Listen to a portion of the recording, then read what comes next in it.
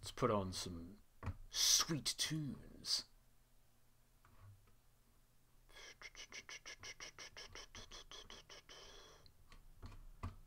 Some sick beats. Where are they? I had them. Where are they? Ah, there it is. I don't care for you, advertisement. There we go.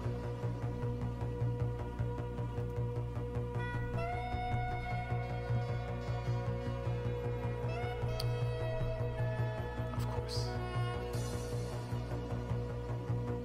I remember there was a time when you would just automatically go back to your original position. At least it isn't difficult. Okay. Hello! Oh. I see that.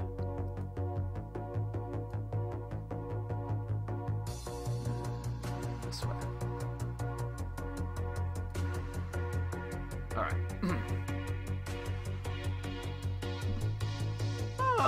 Good job,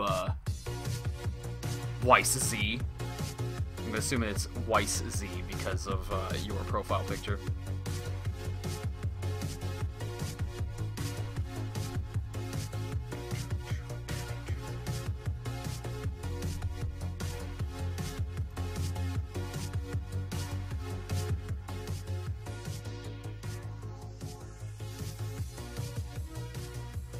There we go. That should be pretty good.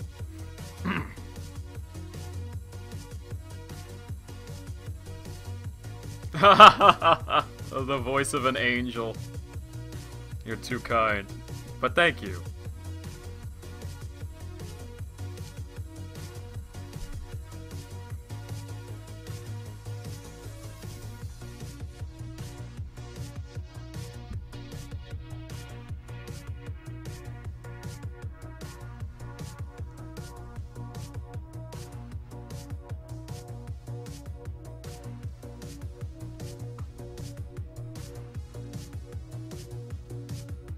I just realized, is there like no sound coming from the game? I don't think there's any sound coming from the game. This is a first. That or it's so low I just can't hear it relative to the music. This is also a first. Today is a day full of firsts.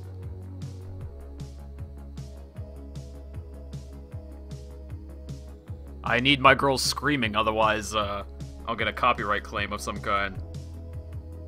So I guess that just means I'll have to keep talking. Oh, wait, hold on. There we go!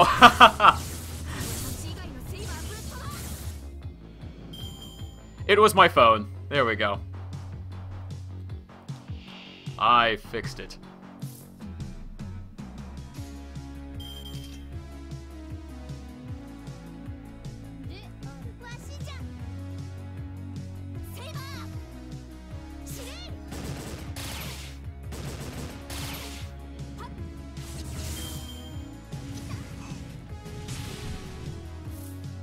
Hello, knife on hand.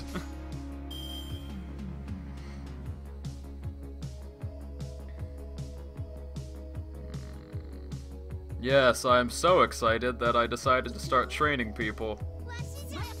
This isn't a new thing, though. I'd been training for the past several days.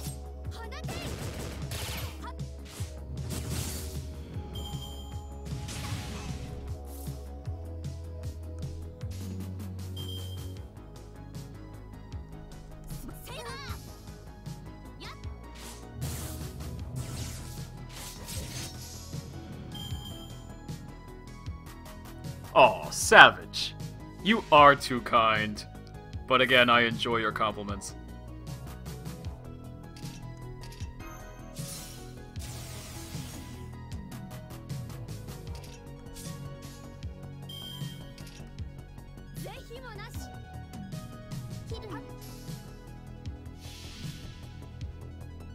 Hi, Brian.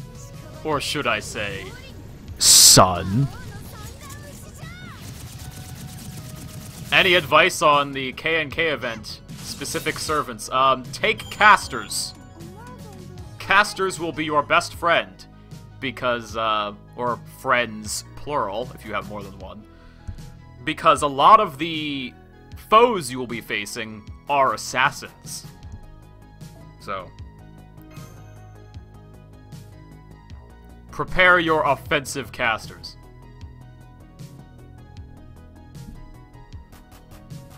Oh, now I have 2 Brians I can call my son.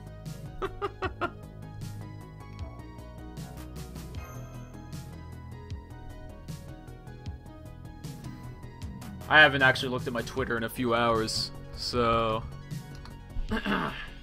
Let's see.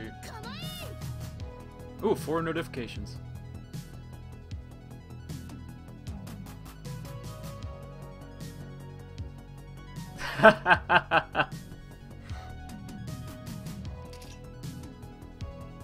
Oh, that's funny, Append. What am I doing?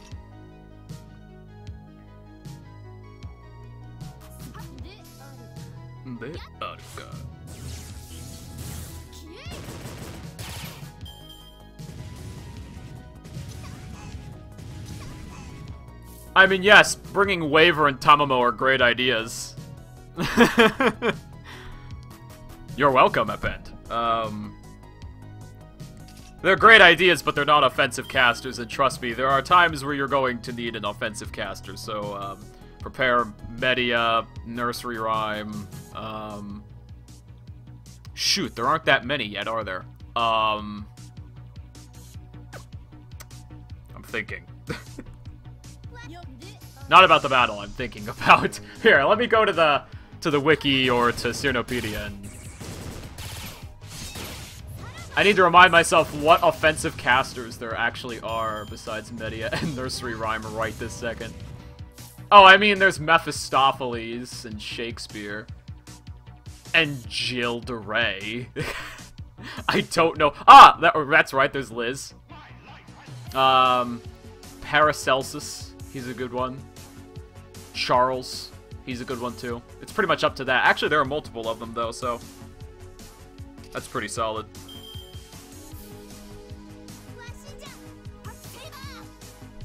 Kucaster, yes. Almost forgot about him. Yes, Shakespeare's NP is offensive. Can you believe it?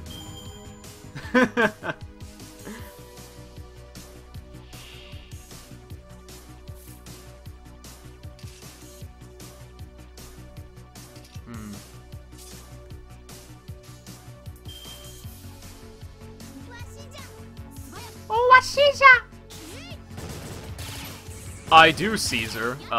Probably early April. That is my guess. That is a strong guess. Early April. At absolute earliest, very late March. Absolute earliest. Because she comes with the Da Vinci event. And we still have several events to get through before that. We still have the K&K event, which lasts until... Ooh, I want to say, yeah, it's the 22nd, right? Then after that, we have Chaldea Boys Collection, which is White Day stuff. That's going to last for a week or a week and a half. Then after that, we have my man Edmund showing up for about a week. His event. And then I'm sure there's something... There might be E Pluribus Unum then. And then Jean Alter.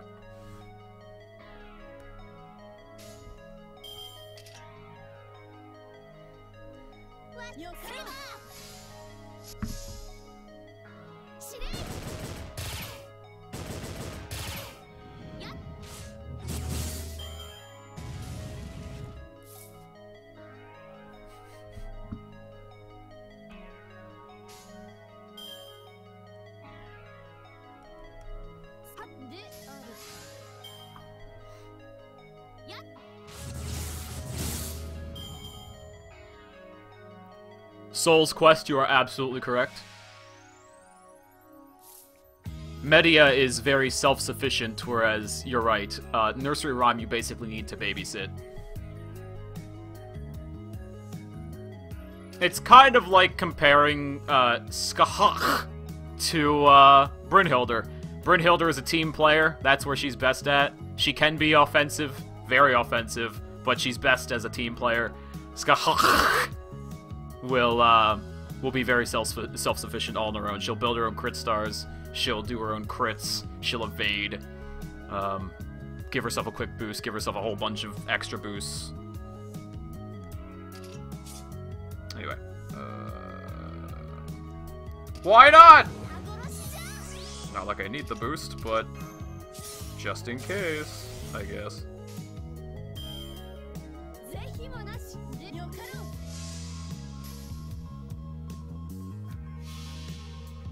Yeah, Media's kind of broken. I know from personal experience. After I decided to level her, well, like a month ago, within that month, I have been having the time of my life. Spamming Media's NP is glorious with Tamamo at full power. Yeah, put her with Hans and Tamamo. I haven't leveled my Waver enough yet, but that's why we're here. Or at least that's why I've been doing what I've been doing.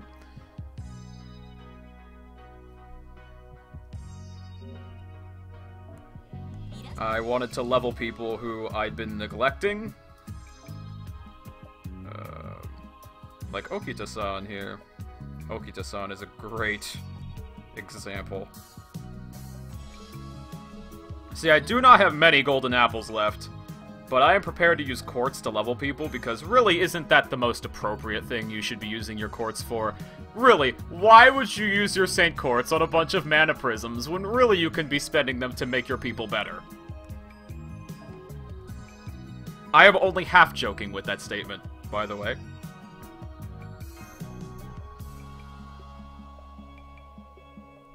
Kiora, I read light novels.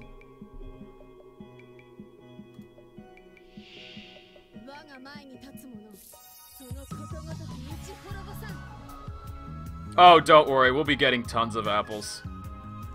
Have you seen the event structure for this one? There is no way they're not giving us tons of apples.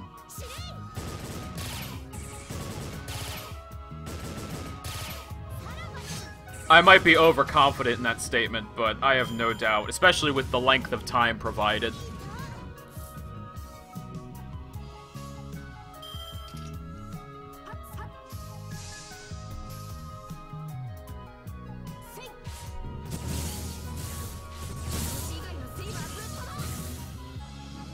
What are your favorite light novels? See, one thing in my experience with light novels I've realized is reading a light novel really is different from reading an anime. Watching an anime. Well, technically, aren't we all reading anime because we're reading subtitles? I mean, who watches dubbed? What silly fool would do that? Ah!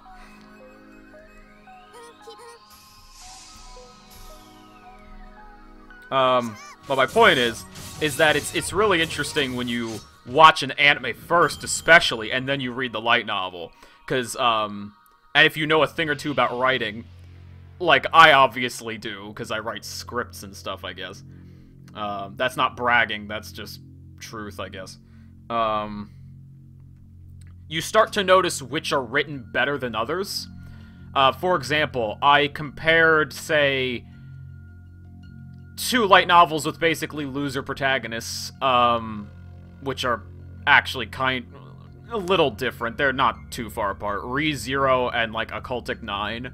I'm just using those as examples because they're ones I've read recently. And Occultic 9 is written way better. Like, it's actually better written. Not only is it just from a, I guess, a technical standpoint better written, but it's also more interestingly written. It has a very interesting way of telling its story that I really do like. So, whereas Re:Zero is written like your 13-year-old fanfiction. The anime actually, I just want to put this out there, the anime does so much better at conveying its story than the original light novel does. The original light novel, especially after I read the official translation, I'm like, I know you could say, well, it's the translator's fault, but no, Occultic 9 is still a fascinating read, you know, for a light novel, but, you know, it's still a fascinating read. I like it. I really enjoy the style of it. I enjoy the characters. Like, I enjoy like where it's going. But like, man, ReZero actually reads like it's written by a youngster. Like, it's kind of incredible, the difference. So...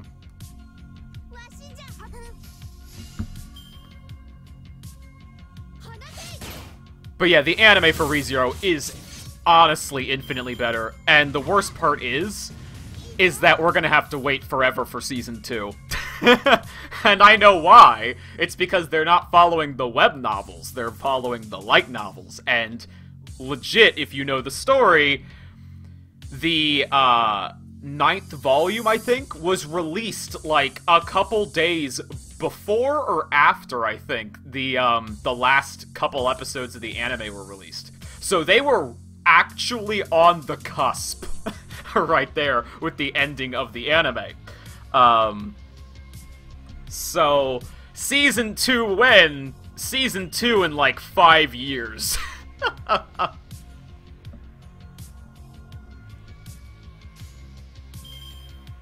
It's been a while since I read the Fate Stay Night visual novel.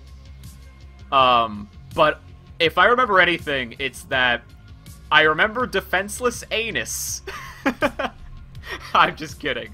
But more specifically, hold on. I want to actually be playing at the same time. But more specifically, I do like a lot of the, again, this is based on the translation, obviously, but the unofficial fan translation, but a lot of the descriptors and such are very interesting and brutal. A lot of what goes on, you really feel like you're there. It's really cool in that way. Again, it's been a long time since I've read it, but I do remember specifically enjoying. I don't have enough NP right now. Oh well. Plan B.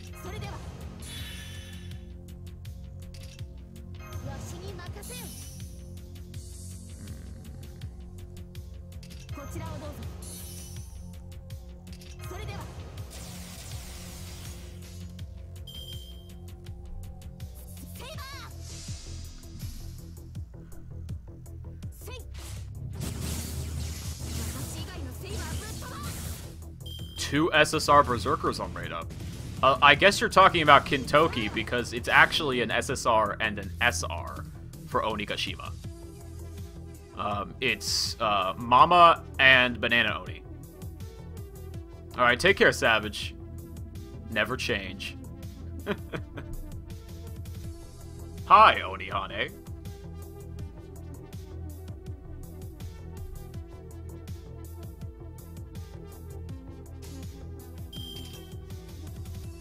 Boop. Boop, boop.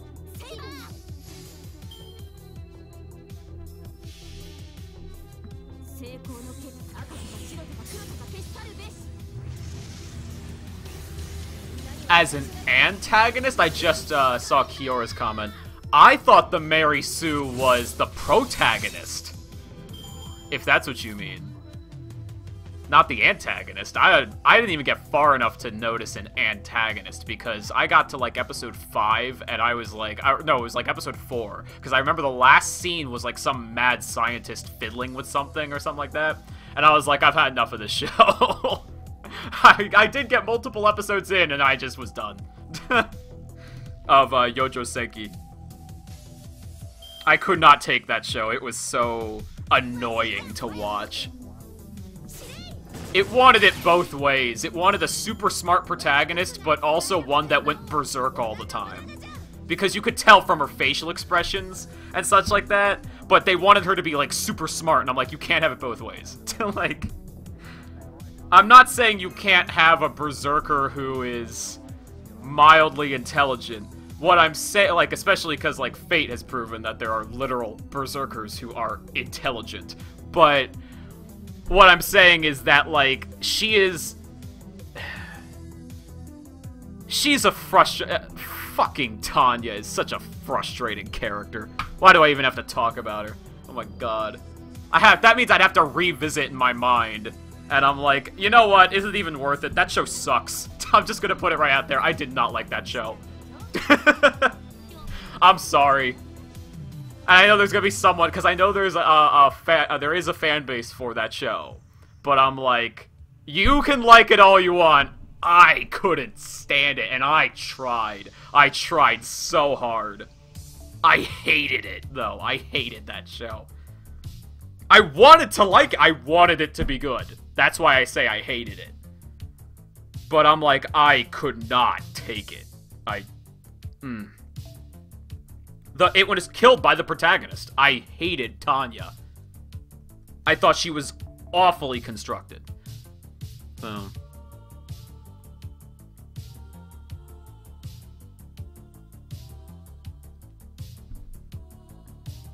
It's not that she's unlikable. It's that she's frustrating.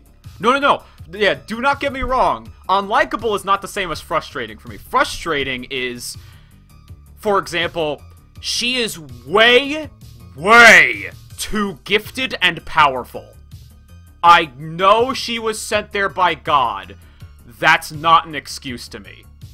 Because God is just another, isekai, what would I say, like, I guess Deus Ex Machina, you know, another facet of the story that gets the protagonist from the modern world into this fantasy world. That's all he is, and yes, Tanya occasionally talks to him, but so what? Like, because guess what is a much better isekai show that I just talked about a few minutes ago? ReZero. And ReZero's not even perfect. Definitely not. But ReZero is so much better because guess what? The protagonist is a fucking... not idiot. I was going to say I call him an idiot, but he is a weakling. He is definitely a wimp throughout most of the show. He does have his bright spots, but man... this kid... And I know... different characters. One is a businessman inside of a lolly, but already right there I'm like, what? like, I know that's some Fate level shit right there, but that's not it. I can take that if just the character herself, whichever you prefer to say, wasn't so annoying and overpowered. Nobody could stop Tanya. Tanya literally would go one-man army on these, like, high-class army mages that her own army was basically losing against. And she would just take them all out. She'd be like, and she would laugh at them. She'd laugh at these fuckers. And I'm like, and that went on for multiple episodes. I'm like, how is this entertaining? This is awful. Like, no one can stand up to this bitch. At least Overlord. Somebody mentioned Overlord in the chat. At least Overlord has other characters surrounding Ainz Olgaun that are super entertaining. Like, Albedo, like, makes that show for me. And she only appears, like, every so often. And I'm like, what the fuck? That's why I thought Overlord's weakest in the first season. I'm just talking about the first season. I haven't bothered with the second season, because the latter half of that first season sucked ass. Why? Because it featured Ainz Olgaun, who admits that most of his emotional core is gone. Just gone, because he is Ainz Olgaun now. He is no longer himself, like, completely, as he was as a human playing the game. Because he's been sucked into this fantasy world. And he basically, yeah, he's become Ainz Olgaun, basically. But on top of that, he brings along with him as his companion probably the most boring, monotone character he possibly could. She's not even eye candy. She has a ponytail. That's nice, I guess. But yes, he has all these amazing companions, and he brings the most boring maid he possibly could choose. I'm like, Okay, maybe from a logical standpoint that makes sense, but that takes up half the show, or at least not half the show, a third of it. And I'm like, it only got okay when he fought Clementine at the end of that arc. I was like, that was the best part, because at least that had, like, emotion to it and a satisfying climax. But beyond that, it was so boring to get there! So, I just thought Overlord made a bunch of mistakes. It only got good again by the time of the final third, I guess, of the show, of that first season. Whatever. Anyway. You guys got me on a tangent. Thank you for that, but also at the same time, I want to focus on farming people. You know, I don't want to completely waste people's time. They came here for FGO, so... Oh, that's right, I need QP. I totally forgot to get more of that. Oh, no. Sorry, I'm too used to farming there.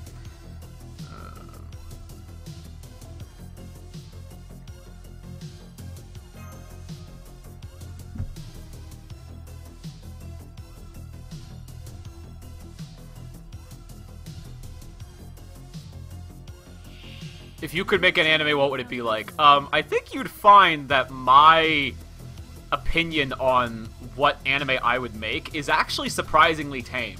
I've seen a lot of anime reviewers, like famous ones, like Digibro. Like they're these famous YouTube anime reviewers. You got me on a tangent again, Jesus Christ. I'll try to be quick about this.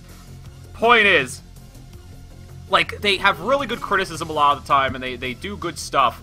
But then when you hear what anime they would make, you're like, what the fuck are you talking about? You know? Like, he's basically always on about, if I could make an anime, it would be a Yuri Lolly show. That's slice of life. And I'm like, not only is that boring, that's also somehow weird and boring. Like, because not only is it just another slice... Oh, no. That's right. He was like, no, but I want them to be Yuri Lollies. Slice of life, but I want it to have like indie rock music as the soundtrack, and he wanted it to be like weird and trippy or something like that. He had this video where he described what anime he would make, and I'm like, what the fuck? Like, dude, sometimes, man, like, you make good stuff, but holy shit, I would not watch that. Yes, okay on. Like, I would not actually watch that.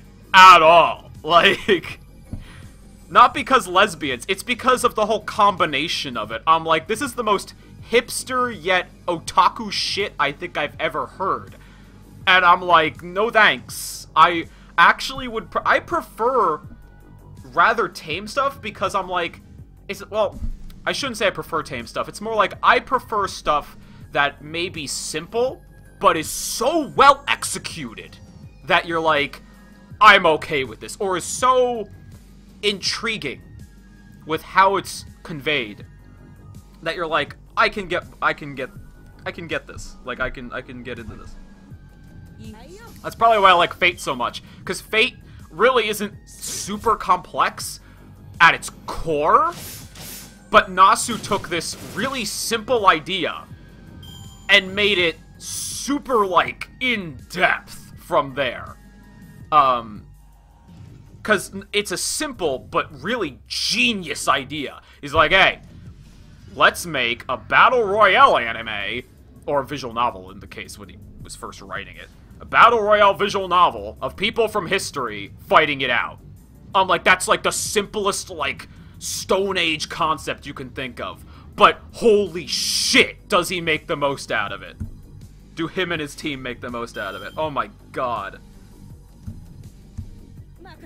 Yeah, I already have my NP good, so. I mean, they ain't doing too much damage to me, so.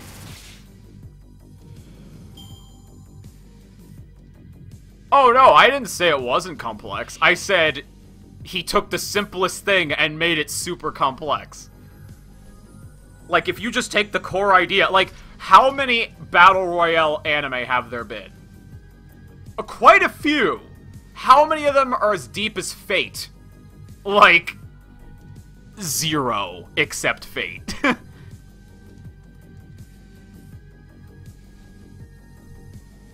I know someone's gonna say some show. If you could think of a show, that was as deep and complex as Fate, that was also a battle royale series or movie or whatever, go ahead and name it. I'm not saying I dare you. It's more like I would love to know if there's one that's like Fate in that regard. Because I could think of a few battle royale shows or movies or whatever. Like there's Drifters, there's Mirai Nikki, there's a show that just came out that has to do with everybody's like based off of the Zodiac or something like that. I forget what it's called. It was written, I think, by Nizio Izan. There's like a whole bunch of these.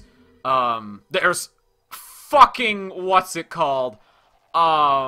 Big Order?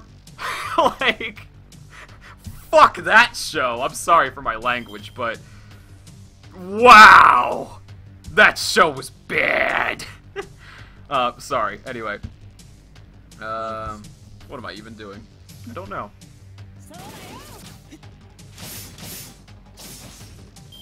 You're getting me distracted, people. Also, I noticed Reflector is suddenly freezing up a lot. I don't know what's going on with it. And then it comes back to normal. That's weird. Oh, that's right! Then there was Recreators. That's another one.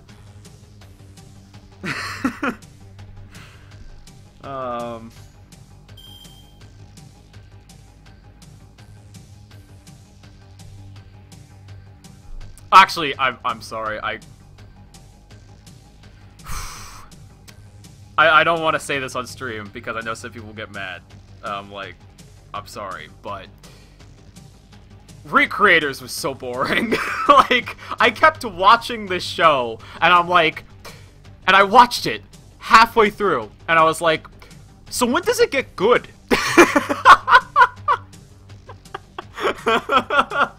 It's just, I couldn't help it. I watched halfway through, and I'm like, so when does it get good? When does, I keep waiting! When does it get good? And what kills me is that it's basically constructed, story-wise, like Fate.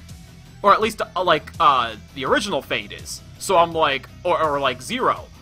So I'm like, okay, that's not a bad start. So why is it so boring? Like...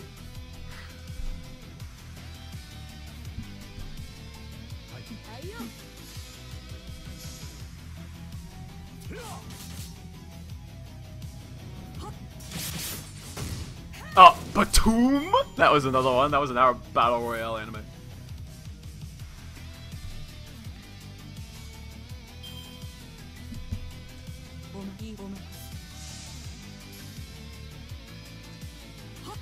Oh my god, this is a electro metal remix of the Rolling Stones, I see a red door and I want to paint it black. Paint it black, that's what it's called. I just realized that. That's actually pretty awesome. Oh my god, it's so awesome. Oh my god.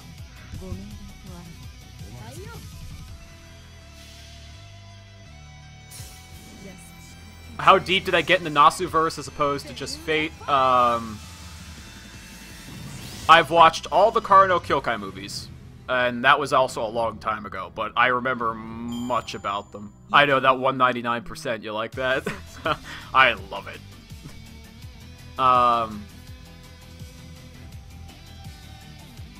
And that's pretty much the extent. Of course I know about Tsukihime. And such, like, that extends beyond that, but I'm like, I pretty much was just interested in Fate and Kara no Kyokai, because the Tsukihime anime doesn't exist, so that makes it kind of hard to get into that. There's just the visual novel.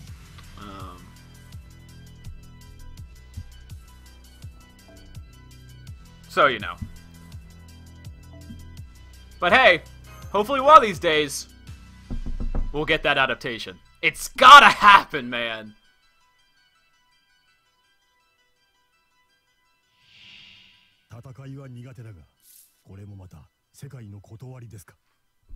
What servants would you have greet on your birthday? See, I like questions like this. Oh man, there's so many. There's so many. I'm like, oh yes. I don't think Tamamo would even remember, because if you see her birthday line, she's like, wait, you have a birthday? And I'm like, oh, Tamamo, never change. Let's see. Boop, boop, boop. Oh,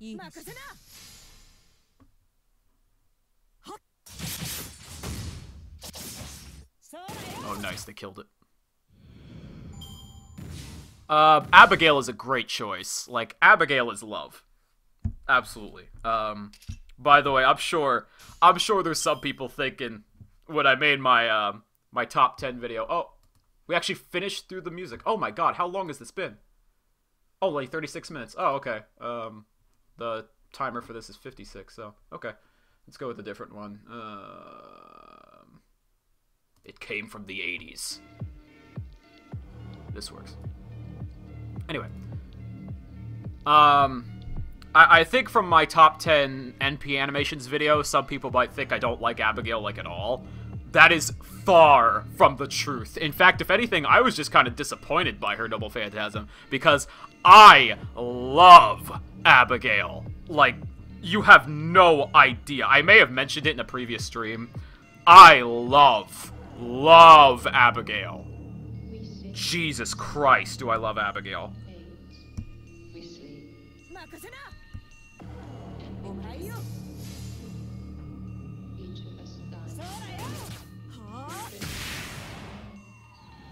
How can you be disappointed in Abby? Well, I mean, she looks so cool in her third ascension and her final art. And then when you finally get to see what her Noble Phantasm is, it's just her standing there. And I'm like, that is so unbelievably disappointing. Considering that she's directly related to Cthulhu and its mythos.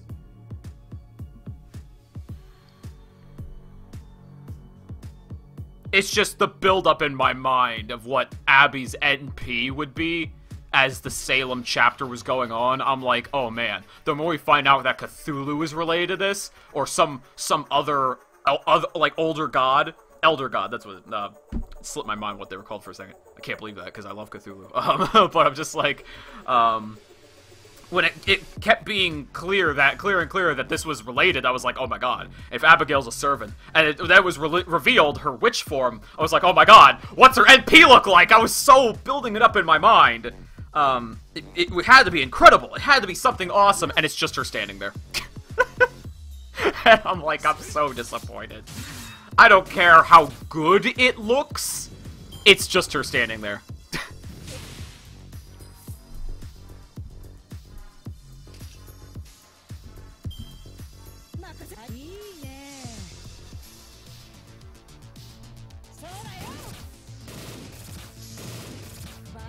The thumbnail brought you here? Well, welcome to the stream, Rias Reginald.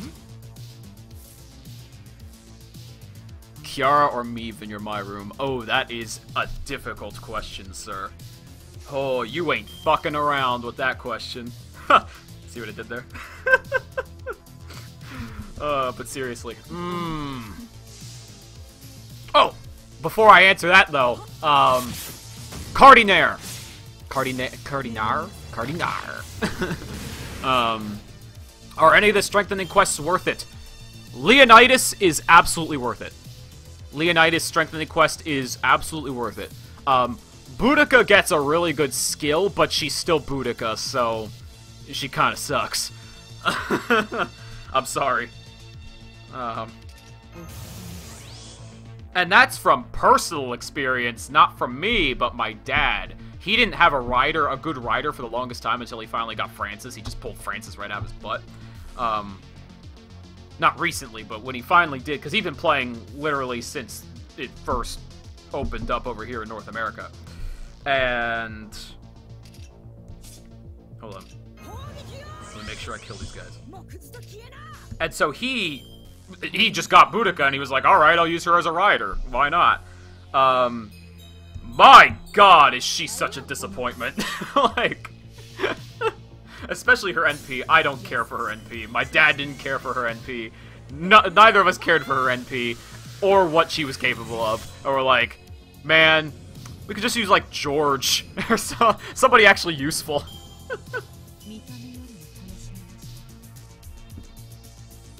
Oh! Oh! You just reminded me, Kodoichi.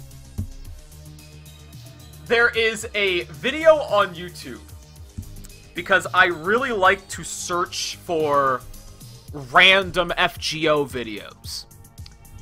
And I wanted to see people's rolls on Narrow Bride. I looked for, like, every single roll video I possibly could, and I came across a gem of a video. It is called something like Decontextualizing the Gacha of Fate Grand Order, or something like that. And it only has, like, a few tens of views. But this guy, I love this video. And this is not mocking him. I just actually kind of love this video because of the way it progresses. He starts out very academic and as he's rolling for a Narrow Bride, but as it moves along, he becomes more and more, like, low-key distressed. It's awesome. And so, over time, he's like, he gets so many Boudikas, and he's like, this is like my 20th Boudica right now, my 200th Boudica. Like, what am I gonna do with this Boudica? Her art sucks. Like, why would I ever use her? She's awful. Why did they have to ruin this amazing historical figure? She looks so derpy. He actually calls her derpy. She looks so derpy. I'm just like, this is amazing, because I completely agree. Oh. Well, I mean, I completely agree with the fact that Boudica looks absolutely derpy. Oops, I did not mean to delete your message. Yeah, somebody found it? Yeah. I'm gonna have to start using Saint Quartz, but that's okay. I planned for that because I'm just like, hey man, at this point, I'm not gonna be rolling for literally like a month. Maybe I'll roll a little for, Amakusa Shiro when he comes out. Because he's gonna come out after KNK. I really don't think I'm gonna roll for Saber Shiki because that gacha just doesn't have anything worth it. Maybe Saber Shiki herself, but the craft essences are just a waste. Like, they don't need to be broken, they just need to be okay, you know, and most of them are kinda, like, you sit there and you're like, well, I guess if I don't have this, this, or this, then this is good, but, like, if I have this, this, or this, then why would I ever use this? That's what a lot of the CEs, are like, for the Shiki banner. And Shiki herself, of course, I've already done a video explaining about her, and other people are probably going to do videos explaining about her, so. I'm going to use some Saint Quartz! Oh no! Trust me, I'm not a madman. I'm doing this because I literally have so many other servants, including 5 stars, that should be leveled, that I'm just like, why would I use them for rolling when I have Okita to level, Narrow Bride to level, Waver to level? Like, I want to get MHX and Jack to level 90. Why would I bother spinning when I have all these 5 stars that need leveling? I even have goddamn Vanilla Artoria. So.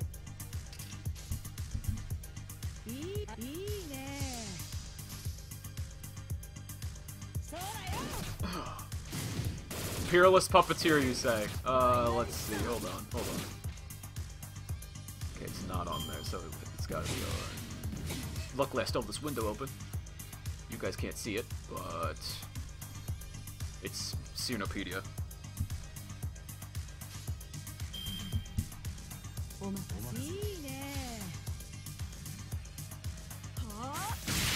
Oh, you're talking about, okay, Grand Puppet Master, because y'all are talking about Peerless Puppeteer. Okay, guys. Let me level with you here. Yes, it's really good if you have Max Limit Broken, where you get 60% NP gauge and Arts Carts by 20% for 3 turns, but really, it's like, okay, let's break this down. Arts cards for 3 turns. After that, it's just another, imaginary, element, I think it's called.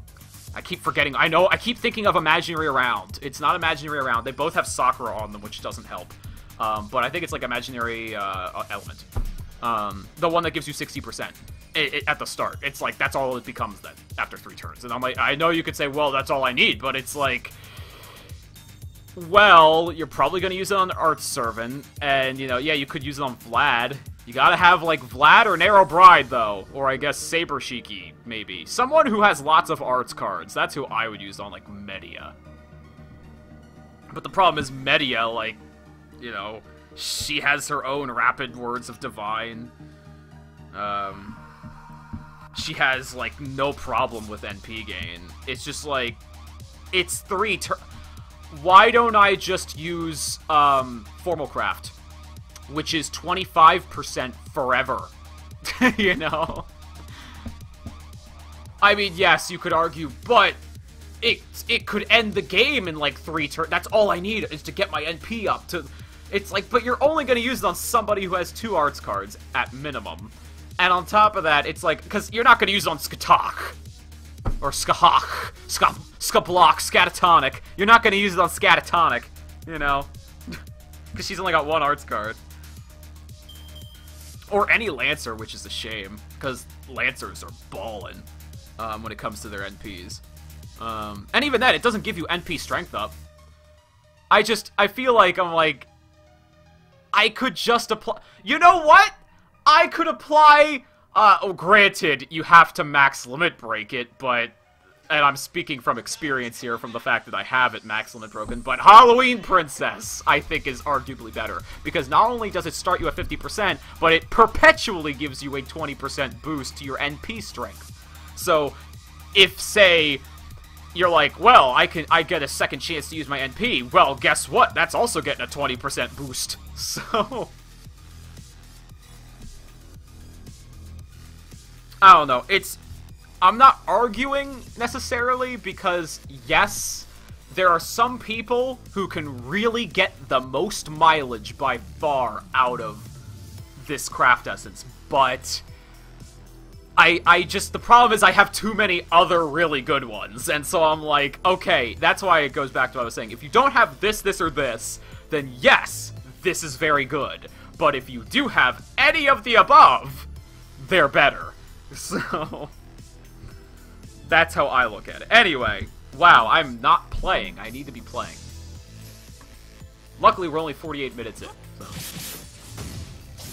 Oh, is Golden Sumo the one I think it is? I need to remember what Golden Sumo is. I keep thinking of a different one, I think. Shoot. You're gonna have to remind me, which one is Golden Sumo again? I know that's not the one with, for some reason I keep thinking of the one with, Sakata Kintoki on it, which is a great craft essence, too, but I don't think it's Golden Sumo.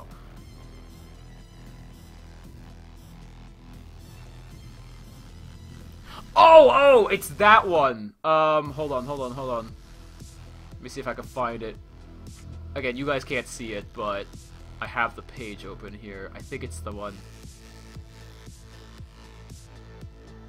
Is it? No, that's not.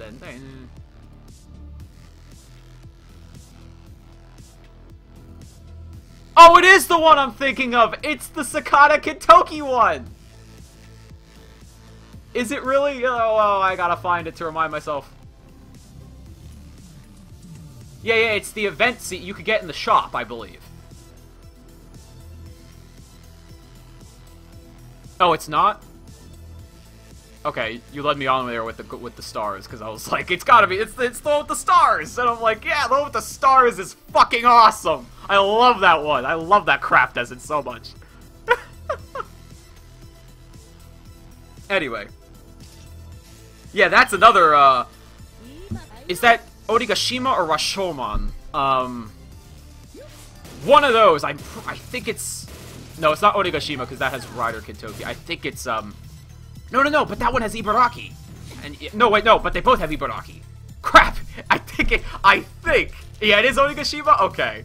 I keep mixing them up in terms of what's available. I remember the banners, and that's, like, it. I don't remember, like, the craft essences or anything like that you can buy. I mixed them up in my brain because they feature the exact same servants. Anyway.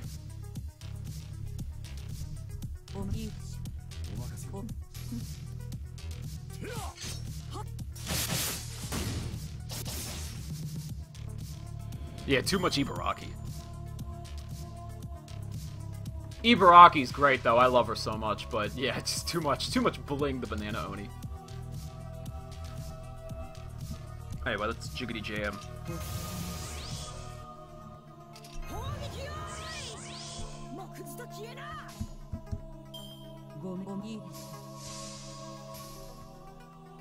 Who are some of your favorite low-tier servants? I remembered, I still didn't answer that question of whether you Mieve or Kiara in my room.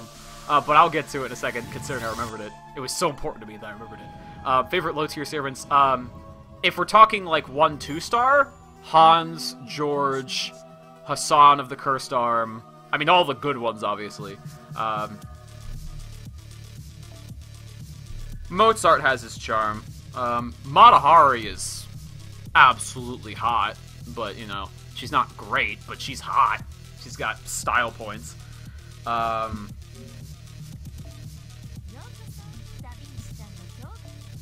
Good, I think I got enough to level her and to ascend her. Yes. Let's play it safe. Nope.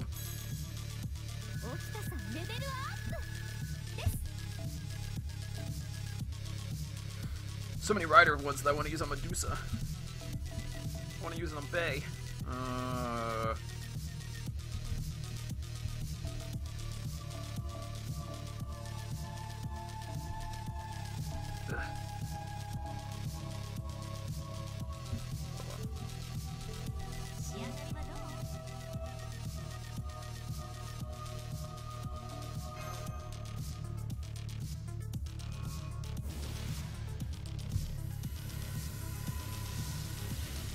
That'll do.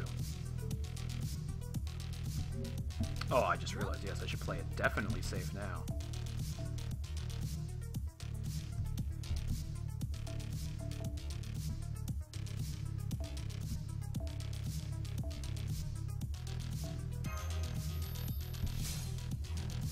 Nope.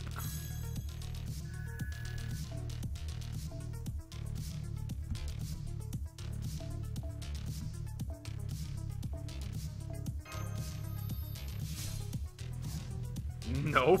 Oh, things are about to get silly.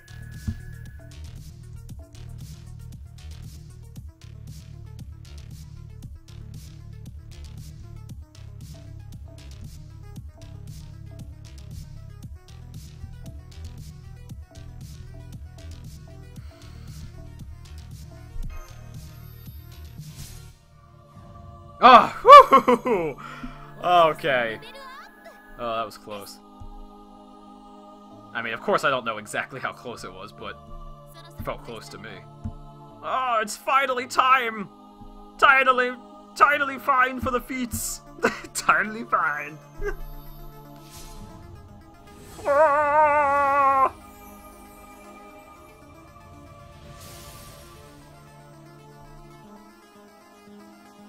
Give me that sweet feet art! Ooh!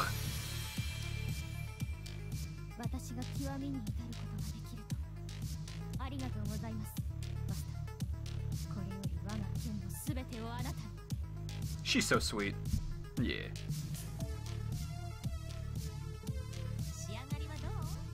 Hooray for the feats!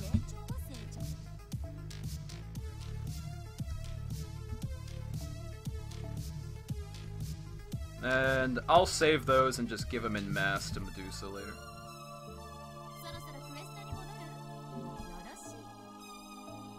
Yeah, it's so nice to see her final ascension finally there. Jesus Christ. It has been way too long! I've had her for, like, forever. Literally, like, since she came out. The day since she came out, I've had her. Ugh. And yet I still have only just gotten her to Final Ascension. Ugh. Because the problem is then came out afterwards, so...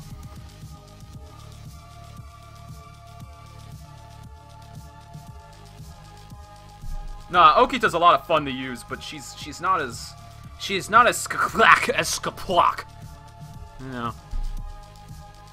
What are your top 3 favorite Berserkers? Ooh, I'd be giving away the goods if I did, if I told you.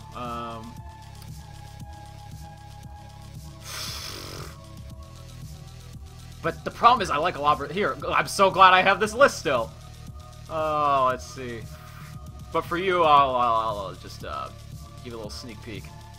Mama absolutely would be a candidate for top 3. Because Mama is someone I'm gonna go Brynhilder for Mama. I might not stream it though, because I noticed I get a lot luckier when I don't stream, because then I got Nero Bride in like 2 10 spins. Did you guys see that? If you haven't followed my Twitter, you wouldn't know. Did you see that? Did you see this? She came to me, my queen. Actually, she's not my queen. Nero is passé to me. No, I'm just kidding, but... Nah, Raiko would definitely be... And then, the problem is, who would come after Raiko? What Berserker would come after Raiko? I don't know. Probably, Penthesilea. She's pretty fucking hardcore, man. She rocks my nuts off. Anyway. Yeah, Nero's only, like, not higher level because I realized, oh, I need 7 more lanterns. At least they're easier to get than horseshoes. Anyway, who to go next? Now that we at least have her to 80, so I'm happy with that for now. That means she's not at a point where, that's right. He needs a few bones. Look at the bones. Yeah, that's the 7 she needs. And she gets her final form. Yeah, I also need lanterns. Oh man, this Kar no Kyokai event is gonna be great for me. Because the shop has 20 lanterns. Oh! Hey there, Mosey! You want an ascension? Not you right now, honey. You know what? I actually, dual purpose. We'll get more Rider EXPs, and all those Saber and Berserker ones, we can just give them to Mosey. Just give them to Mosey. Boop.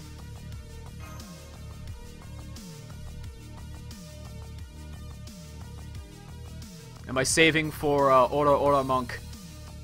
Yes, I am. You better believe I want her. Oh my god, she fills a really weird niche and I like it. I like it a lot. She's a caster that taunts and has a buster single target NP with actually surprisingly good NP gain. And she has her own rapid casting, rapid sutra chanting, which gives her a 50% boost at base level. And increases her NP strength. For 1 turn, of course, but I mean, really, you're only going to use that to get yourself to the NP in the first place, so it's fine. Man, she also has Teachings of Sanzo, which is actually good. Increase NP gain for all allies, increase critical star drop rate for 3 turns, and then debuff immune for 1 turn, which is really interesting. She has Territory Creation A+! Like, Jesus Christ! I mean, I already knew about that, but every time I see it, I'm like, damn! She doesn't mess around with them arts cards. And she has a Buster NP. Well, that's fine. That means she's gonna spam it. Because even though she doesn't have a ton of hits, her NP gain is actually alright. It's not, of course, the greatest in the world, but hey, I mean, considering she has 3 arts cards, I think she's fine at a 0.82% per hit.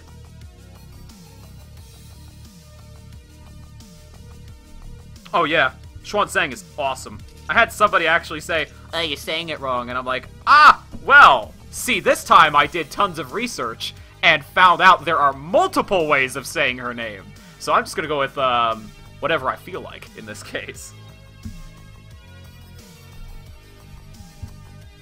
Because, considering she comes from China,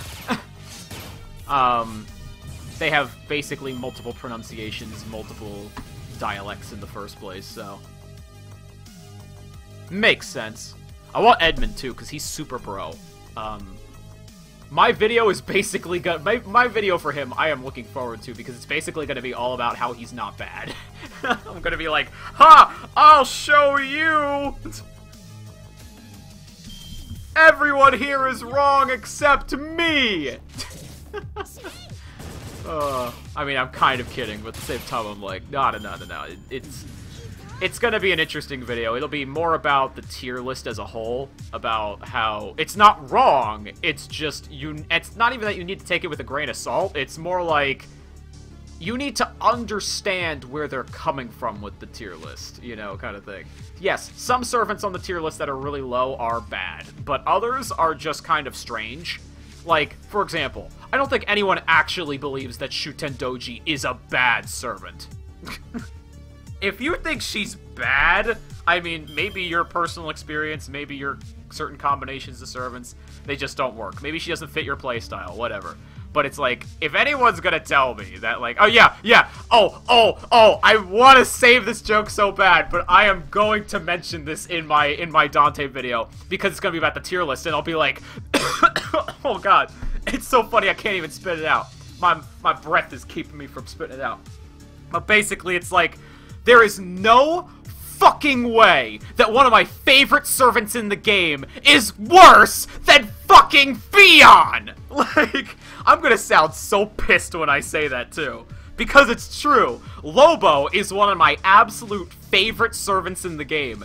And he's considered several servants down worse than Fion. According to, if you just take the tier list of the 4 stars by, like, sheer placement and not contextualizing it whatsoever. If you just do it by placement, he is considered way worse than Fion. And I'm like, fuck you! Again, if you don't take it in context of what it actually kinda means, and just take it as sheer placement, that's what that means. And it's like, god damn, no. No, there's gotta be more reasons for this. And it's not just because he's one of my favorite servants. It's, no, Lobo is actually better than Fion. Like, exactly, Lobo's a bit hard to use, but he's fine. You know, he's not, like, he's not gonna rock your world, but he's fine. He ain't fucking Finn. Finn McCool. Anyway. But again, you have to know where the tier list is coming from, and there's a very big point that a lot of people seem to miss, and that is that they do mention one of the major criteria is I'm gonna paraphrase here. How easy is the servant to use in, like, any party? Of course, Memelin is gonna be at the fucking top. Not only is he busted, you can literally put him with anyone, and he's awesome. Or like Jean Alter, or Ku Alter, or Ozymandias, or like, especially after her interlude, Strengthening Quest, whatever it is, regular vanilla Jean. Like, oh my god, like, there's several servants you can just go to autopilot, and they're just amazing. Yeah, click the cards and win. But then there's other characters where it takes a bit of thought and combination to make them really good, like Shuten Doji, or Lobo. Whereas Finn is probably down there because he is bad. There are other servants where they are just so bad they deserve to be at the bottom. So don't get that twisted. It's just sometimes the placement, just the sheer placement, grinds my nuts, so to speak, because I'm like, I get that Lobo's a bit difficult to really, like, take the reins on, but putting his placement lower than Finn McCool? Fuck. No. No, no, no.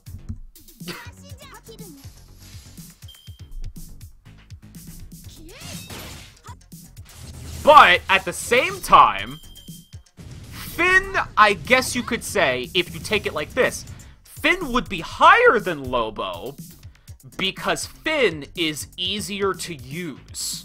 How about that? That makes a bit more sense. I mean, I still don't like it, but hey, contextually speaking, it makes more sense.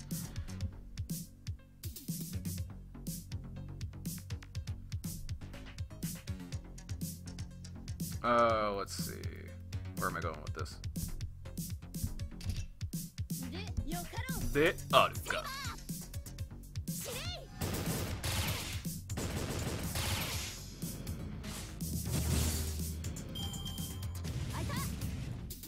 Oh, Razor Ninjas.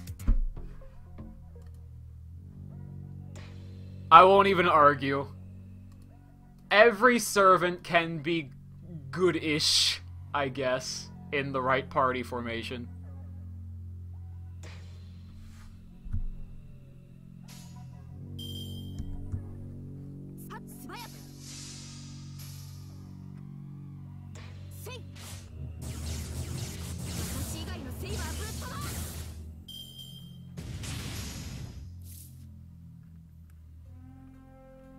Phantom has his uses. For example, early in game, he is an AoE assassin, which is very rare. It's also, I believe, an arts move, which is actually kind of cool. It's just, actually, you know what holds Phantom back? Phantom of the Opera? His skill set. It's awful. It's all based around charm. And it just, ew. No, that's not even a great mechanic in the game in the first place, so...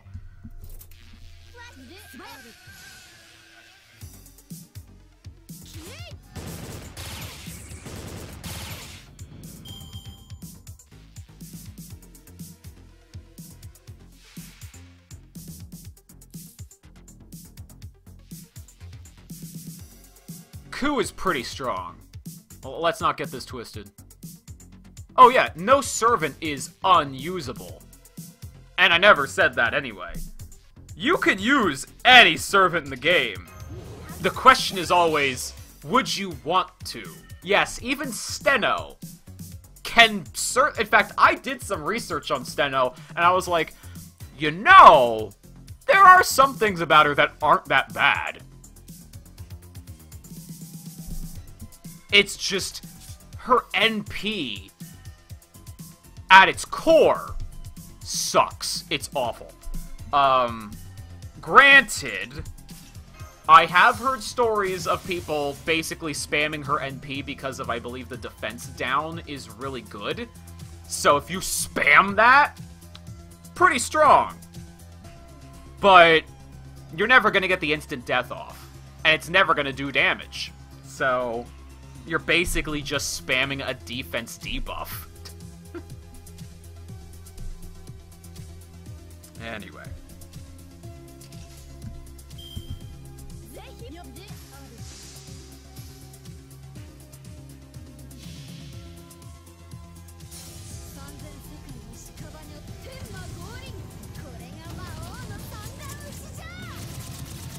I mean, don't get me wrong either. I prefer Matahari, especially considering she's a 1-star servant and she can do something similar. Steno's cost also is what makes her abysmal. For the fact that, yes, you can use her, she has her uses, but she costs so much. She's a 4-star servant. I mean, I get it. She's the oldest of the 3 sisters, but she's also the worst one. Like, I don't think anyone's gonna argue that. She is absolutely the worst one. Unless you're just talking about favoritism. At that point, you can say whatever you want. That is your opinion, man. That is your waifuism. You are clear on that. But mechanically speaking, Steno is absolutely the worst. Urale, however you want to say it, and Medusa, even Medusa, are more sound. They're more consistent. So.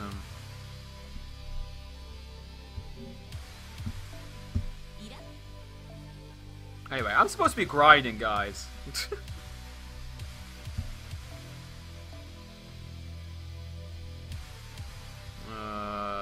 see. Yeah, even which one of these will rock his 1-star world.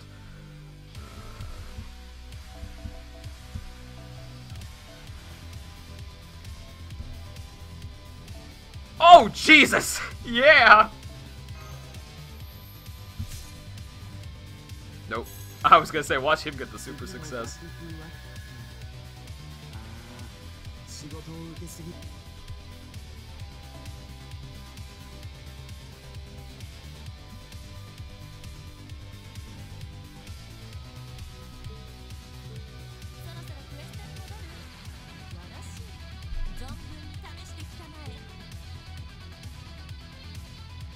Who's your favorite altar servant besides Bay Jalter? Hold on a second. Would you actually believe me that... Well, no. Maybe she is. I always debate on this. I'm like, who is my favorite altar? Not like, well, I don't always debate on this, but I'm like, my favorite altar tends to change back and forth a lot. Basically. Like, I have, like, the deepest crush on Lance Toria. So that's why I'm like, like, I love Jalter. I actually really like her a lot. Because, damn, she's got a bitchin' cape.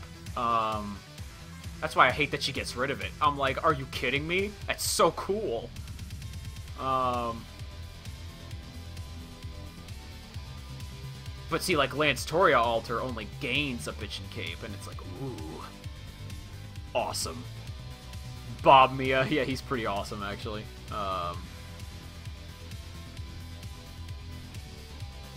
Ku Alter looks badass, and he is kind of badass. He's just all around badass.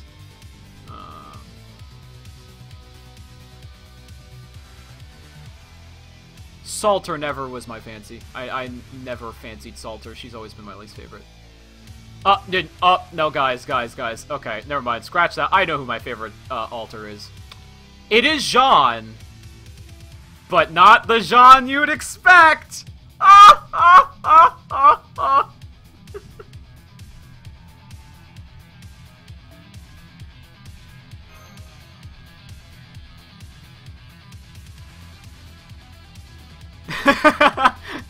Immediately, jail. To jail with you, good sir. Somebody call the police! Oh no!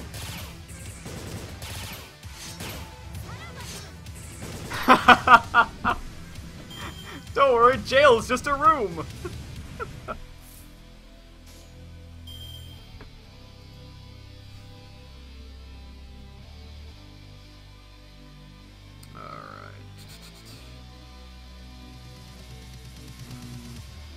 Tempted. That's how we're gonna go with this.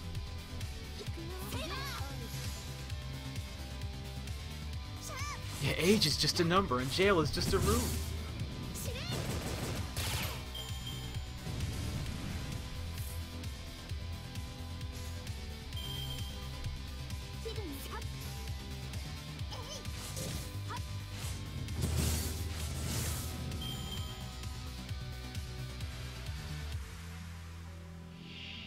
There's a bit of lag on the game. But then again, something's been up with Reflector anyway.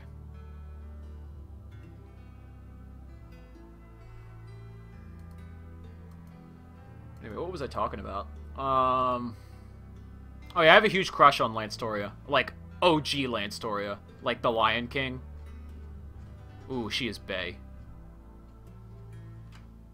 Like, I somehow have a man crush and an actual, like, girl crush on her. Like, oh my god. Lance Toria is so bae. She can just sweep me off my feet and take me away. On her horse. Oh, I want Lance Toria so bad. That's why I'm so glad I at least have Lancer Alter to, you know, Keep me at bay. Ah! Ah! Ah! Ah!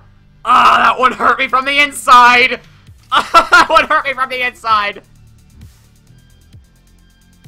But anyway,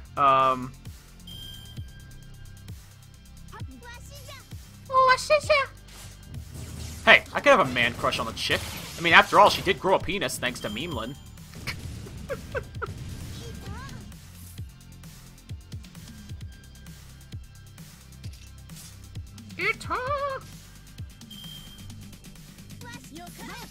Yokado!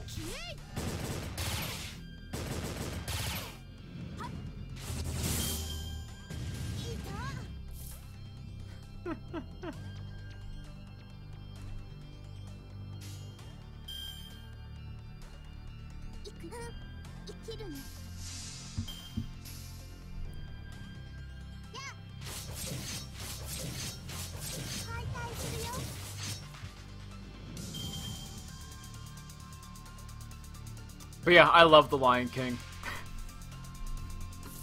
She is so awesome.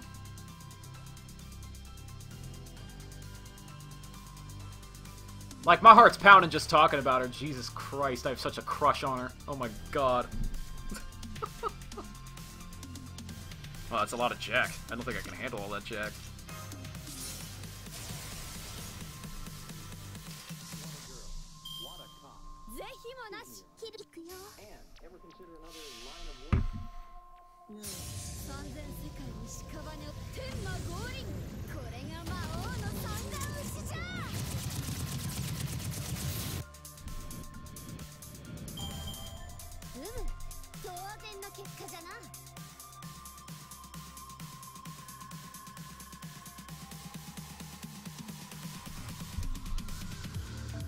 Oh, everything about Lancetoria is godly. Her theme from the game, her boss battle is...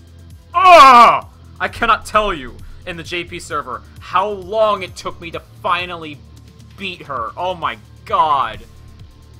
I could say, oh, just do this. No, man, I tried, like, everything. For some reason, I could not beat this bitch.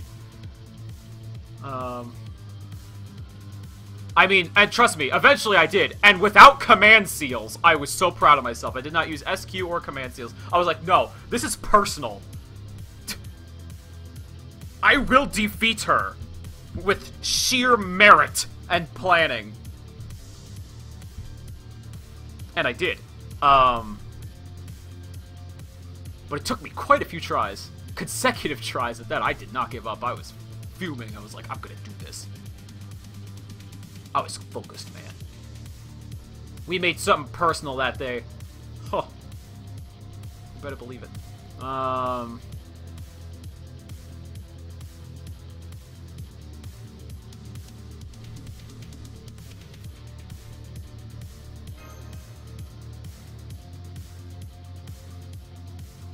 Oh, I know, I'll get to do it again, but at least this time I'll have a lot more 5 stars. Yeah, JP, I did not have a ton of 5 stars. I think I had, like, Edmund and, like, somebody else. Like, oh, it was Tamamo. Edmund and, like, Tamamo, and that was it. At that time.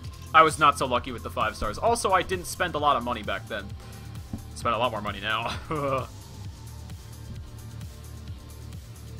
But somebody asked me what altar form I'd like to see from a servant who doesn't currently have an altar form.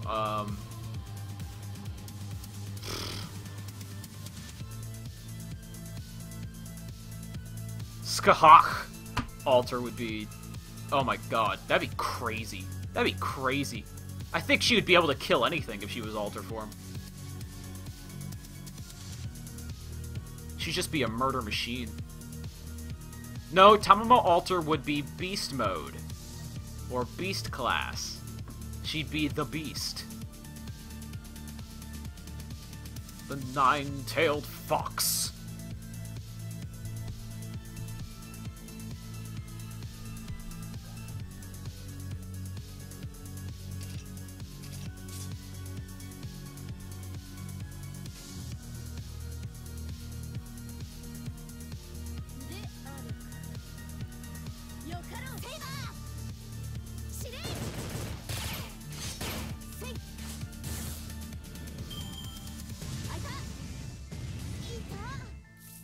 See, Tamamo being Beast Class, I get. Nero being Beast Class, I understand, but I don't like it. I know she'd probably be Mother Harlot or something like that, but I'm like, I like Nero when she's not overpowered as fuck. Like, I don't know. It makes me sound like I really don't like Nero, and it's like, no, I like Nero, but I think the fan base just ended up altering her to the point where she is way too powerful for her own good. Like, she is beyond now, just like, and I think even, like, Takeuchi and Nasu have something to do with this, too. They must have really liked Nero a lot, as well. The whole team must have really liked Nero a lot, because, like, it's just been a power creep with her, and she's just so powerful now, like, canonically, that I'm just like, okay, I guess. Like,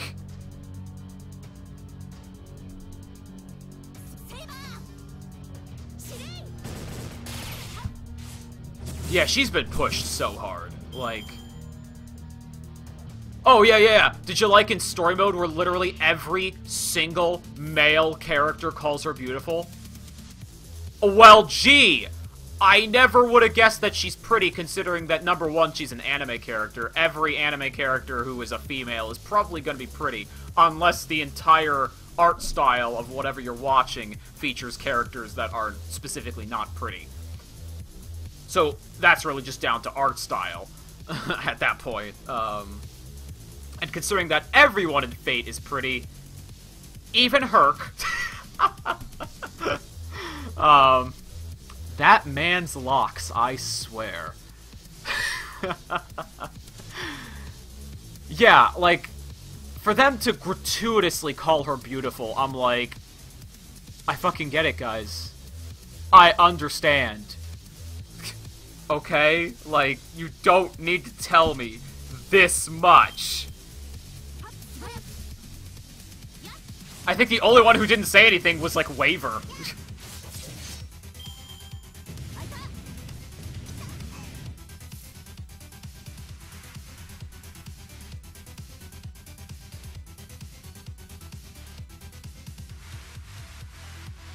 Yeah. Damien, you have the exact right idea. That's how I feel about Nero, too.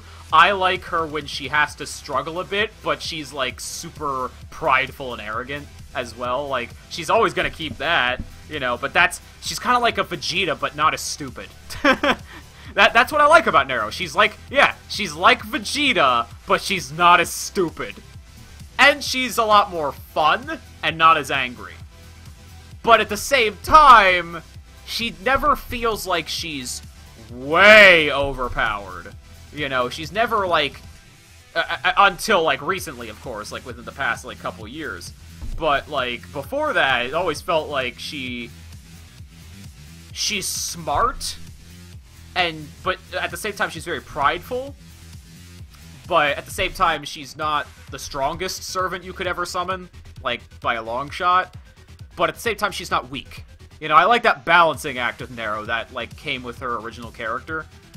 Yes, she's also Saber, so she's got that going for her, but, you know.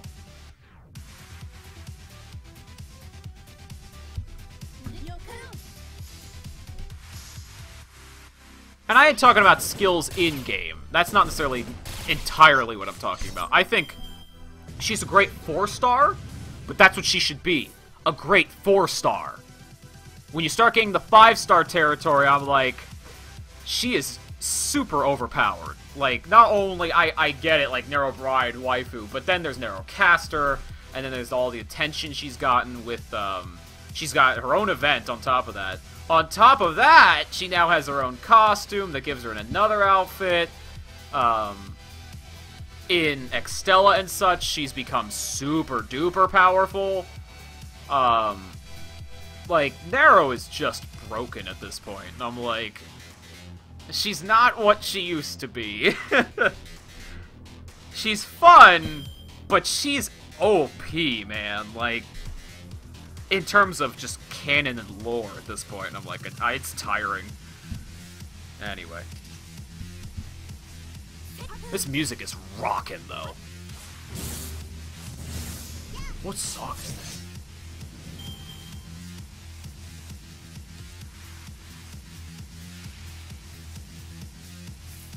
Okay, we're actually near the end. Oh, this song is an amazing way to go out. Whew.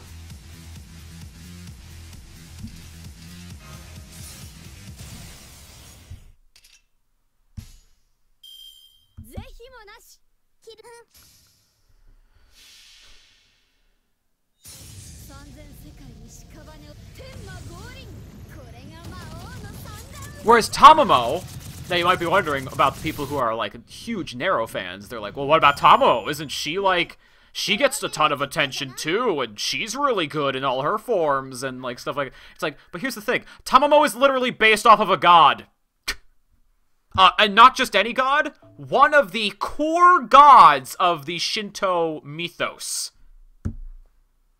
She has the power of Amaterasu inside of her, deep within her. I can believe that she could go Haxer every once in a while, you know? Just saying. I mean, let's just put it this way. She actually had to nerf herself in order to be summoned as a hero and to repent for her sins.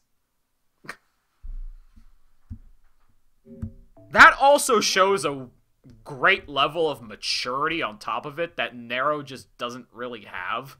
Like, she has a different level of maturity, I'll give her that. But at the same time, she's always still going to be super prideful and arrogant. Whereas, like, Tamamo always looks like she's putting on a mask, you know? Like, she's got so much inside her, but hey, she's just got to laugh because it's so painful, you know? You're just kind of like, hey, you know, if I can't laugh at it, then what else do I have? That's Tamamo, you know? That's why I not only love her so much, I have great respect for her. She is secretly an incredibly mature character. And I do mean secretly, because she doesn't share it, that's for sure. At least not often. In fact, one of my favorite lines from the Foxtail manga is when Suzuka, like, basically bitch slaps her. And she's just, like, verbally. And she's like, you didn't even tell your master your true name after all this time? This is one of my favorite lines. Oh, hold on a second. I'll be right back. Who's there, puppies? Oh, I thought you were knocking on the door really hard. Oh. I was like, I'm gonna go help you.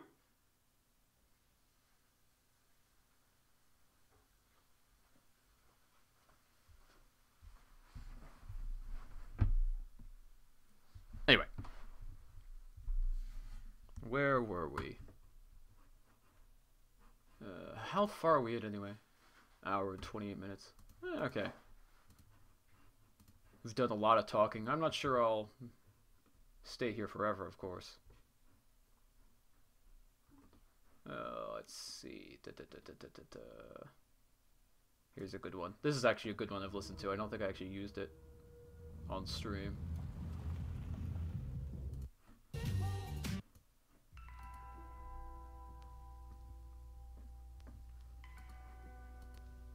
Anyway. So yeah, don't get me wrong, I like Nero as a character, but it's what the fandom and the people behind the scenes have done to her that make me a way bigger Tamamo fan, let's just put it that way. Like, Tamamo just feels like one of those characters who deserves the love she gets, whereas Nero, it's been overblown how much love she gets, to the point that it affects her in the games. That's my problem. But I could be wrong. Someone could be in the comments section like, hey, you don't know what you're talking about. And I'm like, maybe I don't.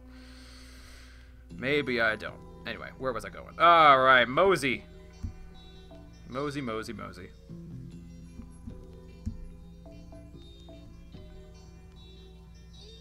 Let's try that. Maybe you'll get a super success.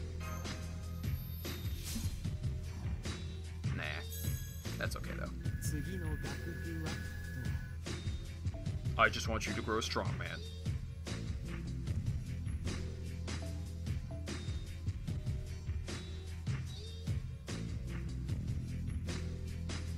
I do a Berserker one, cool. It's a little much. That's good. Watch, he gets the super success. Oh! Whew, dodged it again.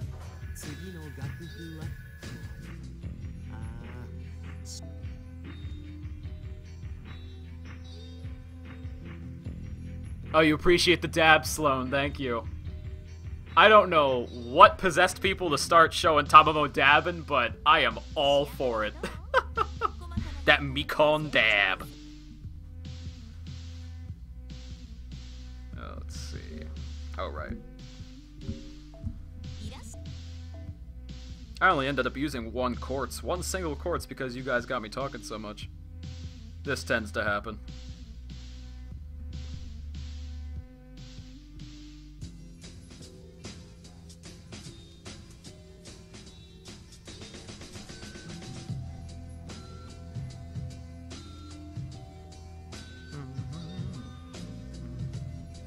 Oh, right. Medusa...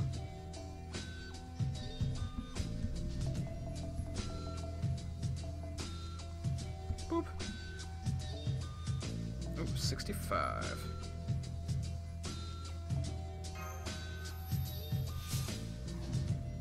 Where is my super success? It's haunting me. It's coming. I can feel it. It's gonna show up when I least expect it.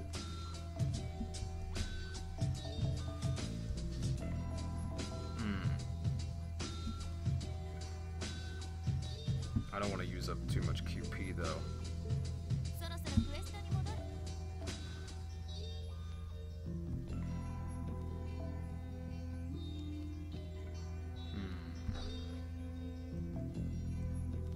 Oh, they both just need 4.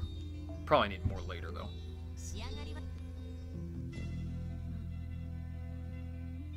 It was that super suck.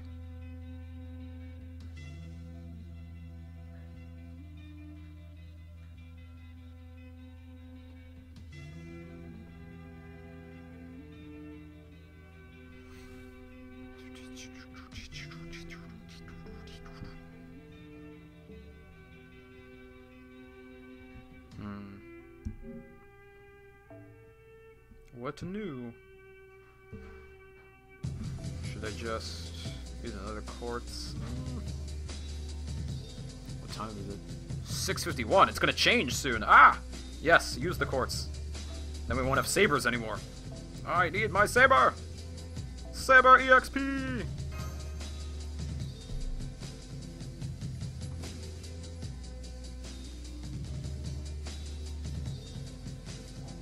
Yes, I've heard all about the Altera burnings. I wish I had an Altera. I would love her and keep her forever.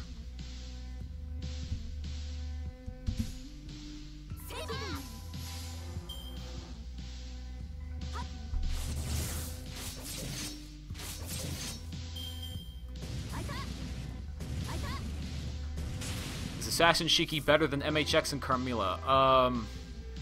Problem is, MHX and Carmilla do 2 very different things from Assassin Shiki.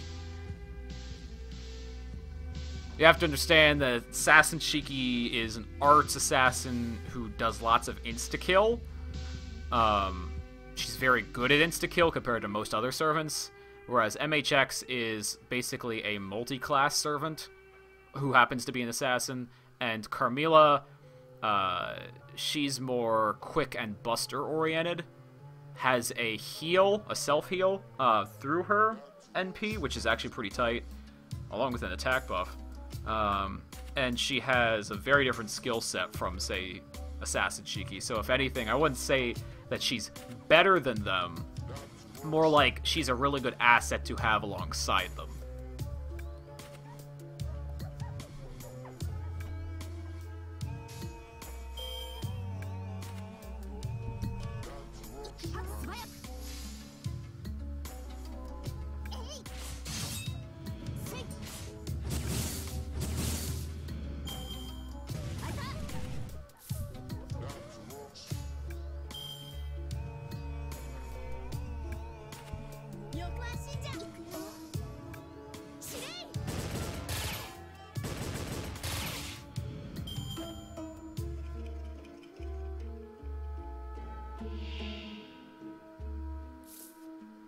Yes, if you want to put any assassin with Tamamo and Vlad, I would put Assassin Shikis, absolutely.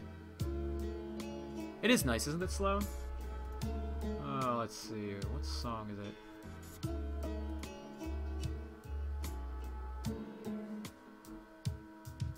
Little Fish, White Cloud. That's what it is. Little Fish, White Cloud.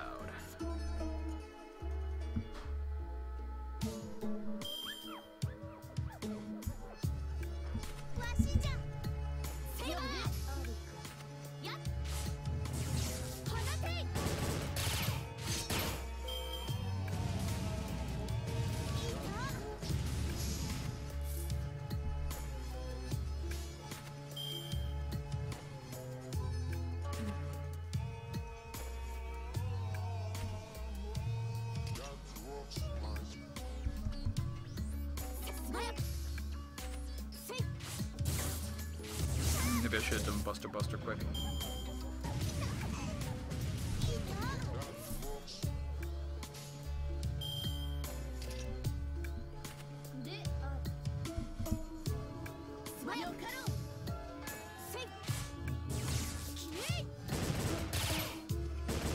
There we go.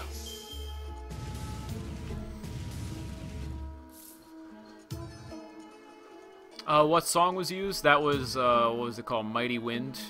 It's from, Rialta Nua, which is the PS2 port of the original Fate Stay Night, visual novel.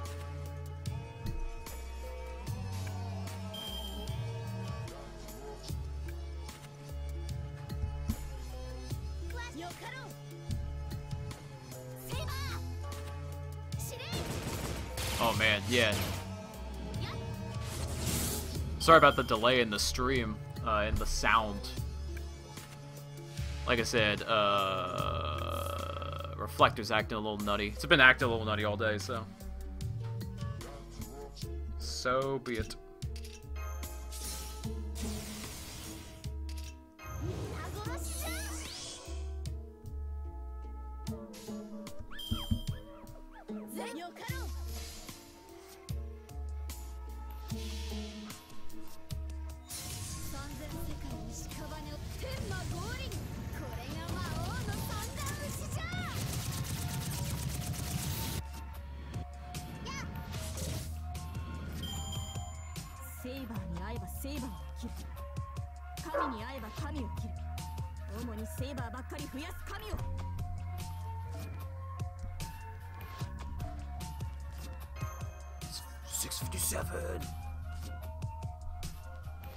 I can do another one.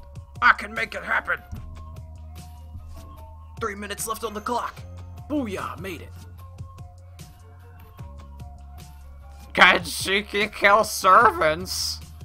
That's a good question, Wheeljack. We should look deep inside ourselves to figure it out.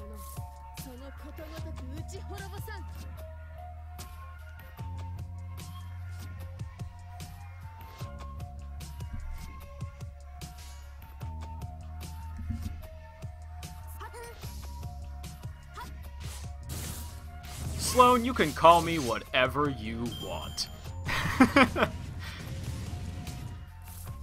That's the great thing about this name, this username, is that it has so many variants.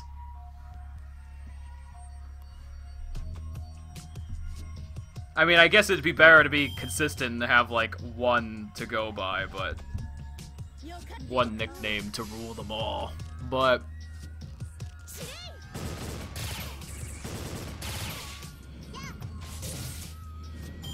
prepare to be called Daddy a lot more than... Okay.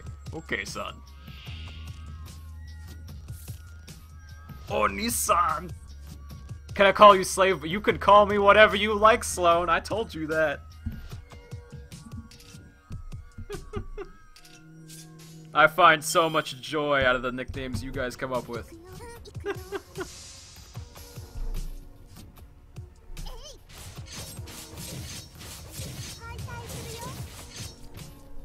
Do you think King Hassan is the best assassin and that Jack won't survive when Merlin comes out? Oh no, Jack will be fine. Jack is literally too... Thanks, Sloan. Jack is literally too good of a crit star generator, and her skill set is banging. Like, legit, every single one of these skills is good. There is, even this middle one, you could be like, oh, all it does is remove buffs. Guess how many bosses you'll face in the game that have buffs? Lots of them that stack. The healing is actually pretty solid, and of course, evade with a quick up is just phenomenal. Her NP is also very strong, especially with the strength up towards females, which comprises a lot of servants in the game. Yeah, Jack's not going to go out of style. Jack has literally too many things going for her. King Hassan is amazing, but Jack will still be very good. That's why a lot of people will say with the JP that the two best assassins by far are Jack and King Hassan. Because really it just depends on who you're building a team around, or building a team with. You could even put them together, really. Like, they're both just so good, but for very different reasons, despite being in the same class, that really it's like neither one of them has really gone out of style after all this time. They're both the best. So. Exactly, Razor Ninjas put it best. Yeah, you don't need quick support when you can just, you know, have as many stars as you like for days. Days on end. Days and days and days. She's just spitting out stars, man.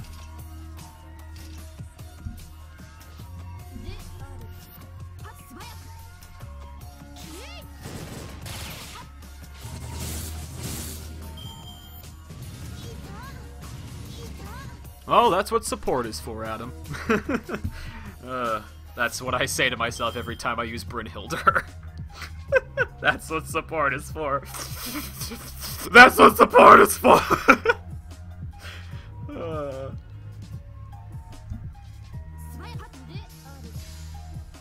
Alright, back to this question. Kiara or Meave?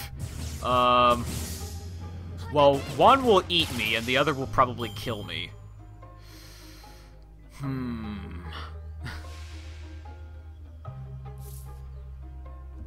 That is a very rough question. I'm not sure I can answer that. I'm not gonna say why not both, because that's such an easy answer. You could say that for any choice. I ain't gonna say why not both. That's too easy.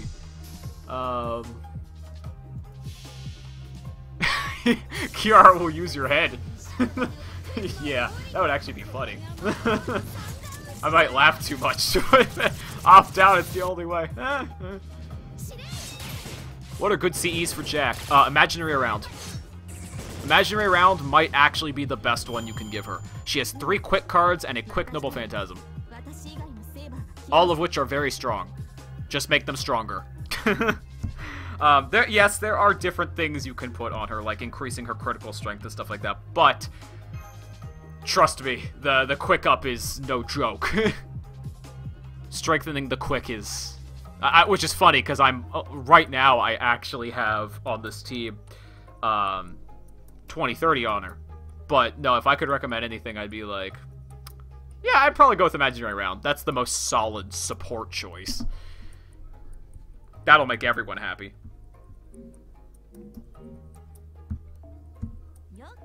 But basically, anything that helps her generate lots more stars. So, oh, wait, what am I doing here?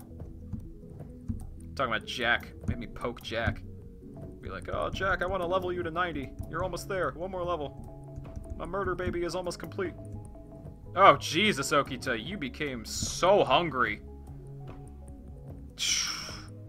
All that just for one level. My goodness. Alright, did I ascend you? I mean, it takes like no QP to ascend a 1-star. That's pretty awesome. Not that one. Yes, you. Yes, I could use those bones on other people, but... come on, man. Mozart deserves his limelight. What do I think of Osakabe Hime? Osakabe Hime is, like, super cute. She is adorbs to the max.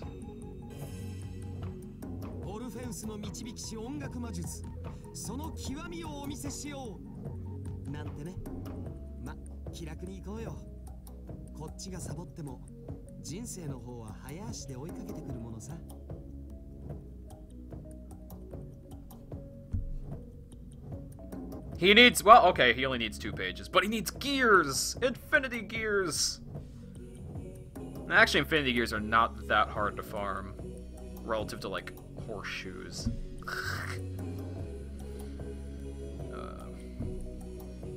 So, that's actually not that bad. And he only needs 2 pages, so... Although, if I have 16 pages, I might just save them to get Tamamo's first skill up to level 10, because we are almost there, boys and girls. Oh. I haven't even been, like, focusing on it, but I'm like, nah, man, that 100% is calling to me. So many bones. I need so many bones. Oh, right, I still have all the CXP. Archers and casters, huh? Archers and casters. I mean, that's probably the weakest one for me, archers and casters. Because, I mean, all I'd be doing is leveling up people who are already pretty well leveled, like Nobunaga and Media. Oh, well, there is Waver, that's true.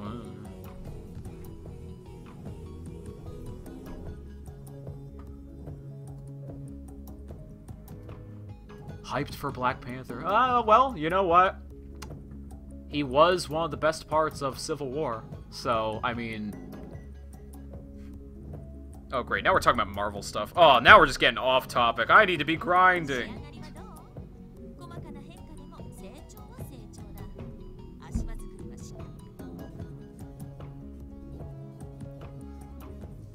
Oh, right. They need lanterns. That's why I'm not leveling them immediately. Oh, right. I have all these... Might as well give it to Arctoria. Maybe. This song is nice. 66.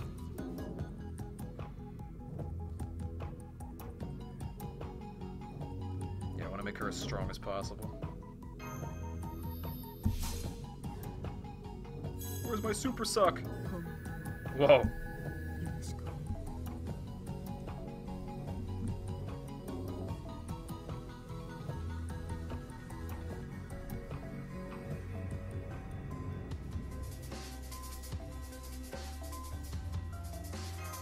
Watch, it'll be this one. Ah, can I call it or what? When you just have that feeling.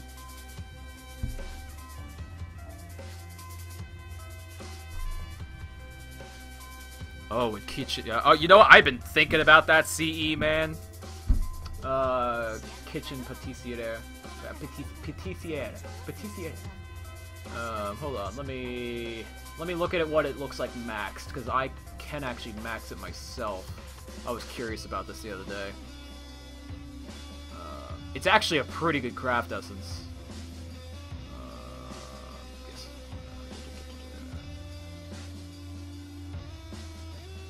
Yeah, max critical strike. Yeah. That's not bad. For Jack? I could see that. Well, she'd be spamming that NP. Because her NP gain is already amazing. Yeah, she'd be straight spamming it.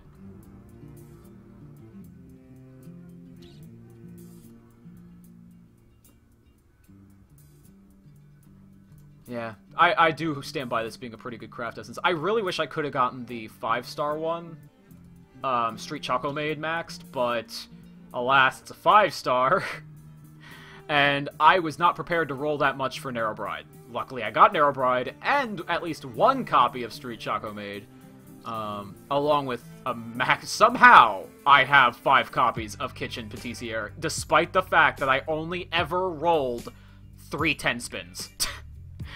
I was only ever going to roll like 2 or 3 at max. I was like, nah, this one's not that worth it to me, and especially after Brynhildr, I need to recover my funds. I can't be doing that kind of wailing all the time. Not me, anyway. But yeah, oh, I'm so glad I got that one maxed at least, because that one is actually pretty solid. The kitchen patissier.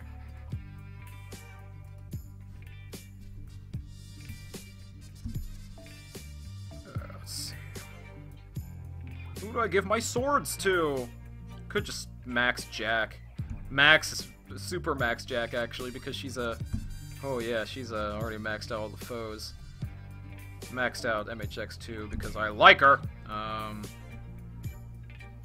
You would need more foes. Your feats need more foes. Did I max out? No, I didn't. Who else did I know I maxed out, like, Hans on that HP. There's other people I think I maxed something out on. I'm trying to remember who. I could give my swords to Artoria. You want some swords? Oh, this would just rock her world. That's so many golds. Only 40, you slut!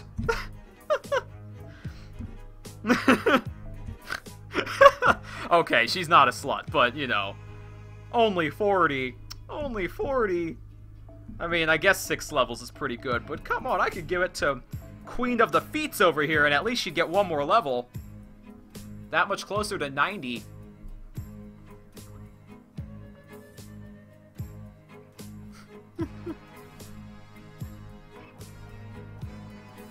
Thanks, Patrick. I love the dab, too. Never goes out of style.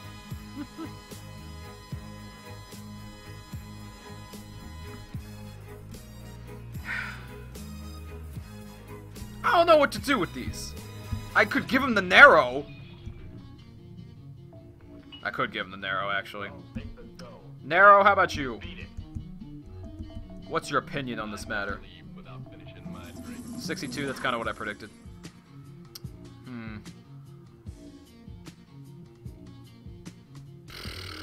What do I do with all these swords?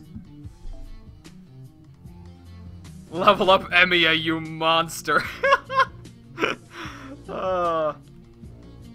Man, I just haven't had a reason to when I have a perfectly good Nobunaga over here. Oh, let's see. After I got Nobunaga, Emiya just became obsolete. I'm sorry. I'm sorry, Emiya. I should. Once you get your strengthening quest / interlude, whatever it is that gets your 3rd skill super awesome, then you'll be worth it. Then you will absolutely be worth my time again, friend.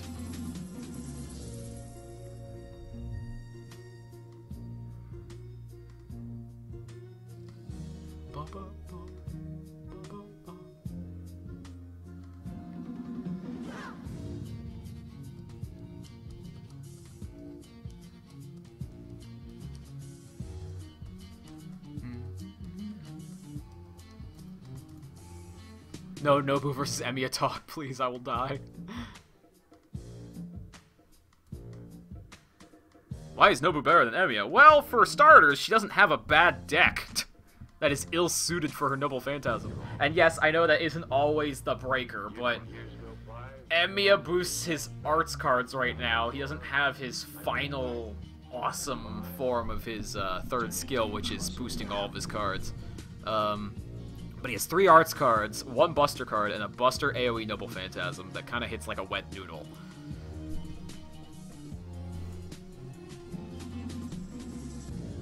I think I have the man at NP2 though, so at least that's something. I should give all my swords to the book, because you know swords and books were always historically meant to be together.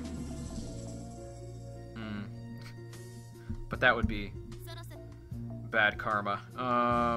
I should give it to the True Saber, right?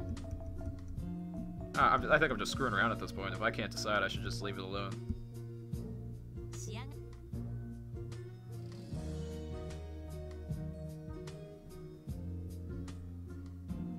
Pasaka! Pasaka! Da Vinci-chan. Well,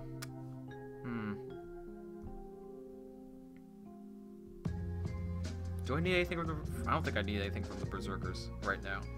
I'll probably do it later. I think I am going to need QP, though. Shoot, I gotta check my QP real quick. I gotta remember what that number is. 624. Okay. Let's just go back to that then. I'm gonna need that.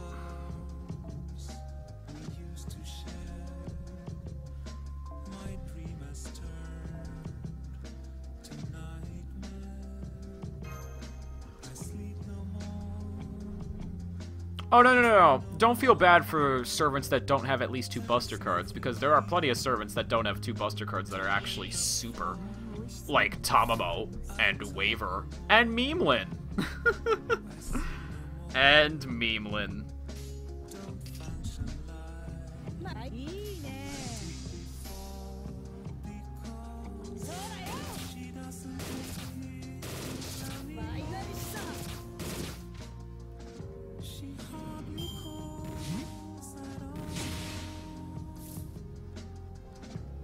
Oh, no, yeah, I had no question. Nursery Rhyme deserves to be a 4-star, absolutely.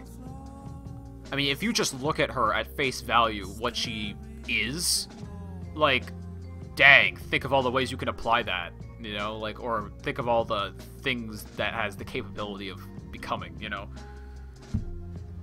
Nursery Rhyme is way too abstract, like, dang. Great servant. Like, lore-wise, great servant. Even game-wise, she's pretty good.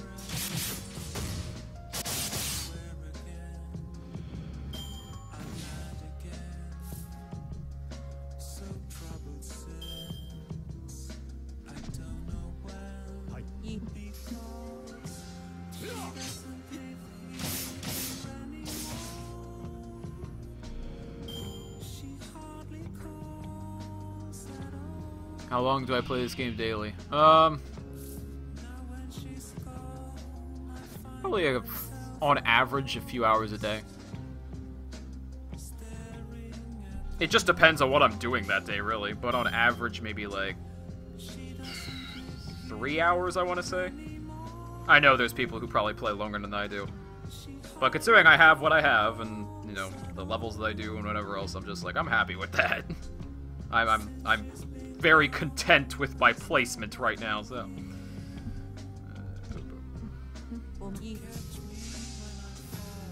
No, because I'd run out of money, and a lot of other gacha games, their systems are not exactly to my liking. Even though this one's like, you could say like, oh, the 1% and stuff like that, I'm like, I like what it stands for at the very least. Where the idea is, and this has actually been explained by the creators. I don't know if it was Nasu or if it was somebody at DW, but they're like, oh, you know why we made it 1%?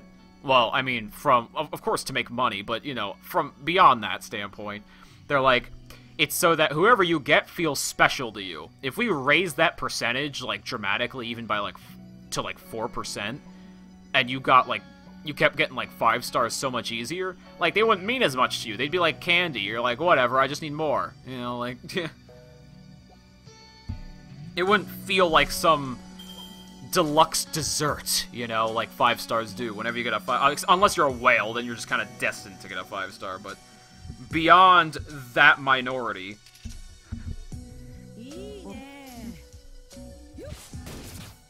5 stars are meant to feel special. That's why why do you think the NPs are never skippable?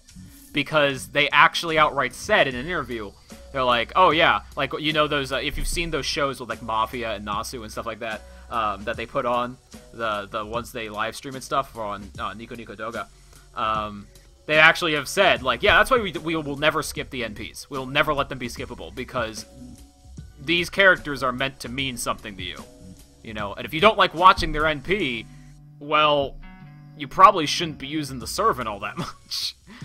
You know, because you're meant to feel like a bond with them. That's why you literally have a bond level with your servant. Eh?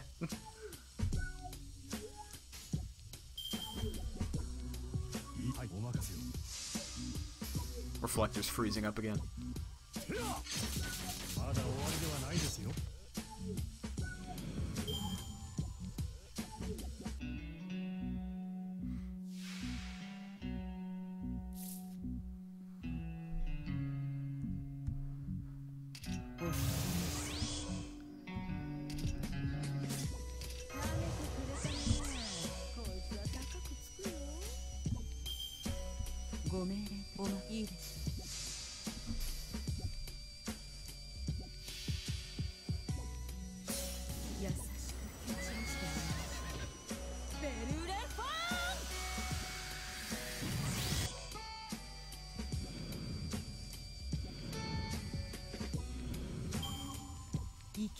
Yeah, like I said, I don't know if it was Nasu or Mafia or one of them, but I know it was definitely someone from the core team that had said that about why the NPs are unskippable and why the 1% is the way it is.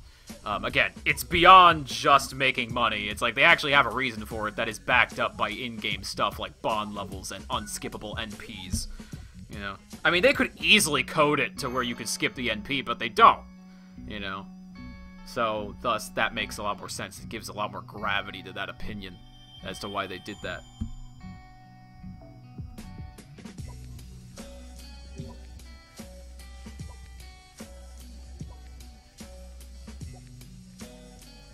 What got me interested into like Orion?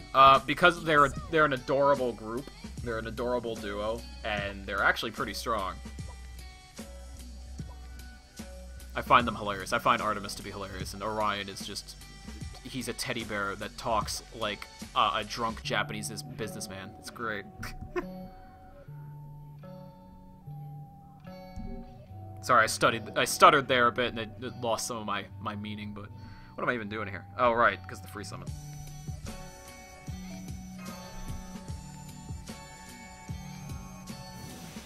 Exactly, Sloan. Artemis is just love. She's just great. And like I said, Orion talks like a drunk Japanese businessman, and I'm like, this duo, man. Strangely lovable. Even though it's kind of an abusive relationship, but, you know, it's... If Orion wasn't a teddy bear, it would be kind of eh. But he's a teddy bear, which makes it awesome.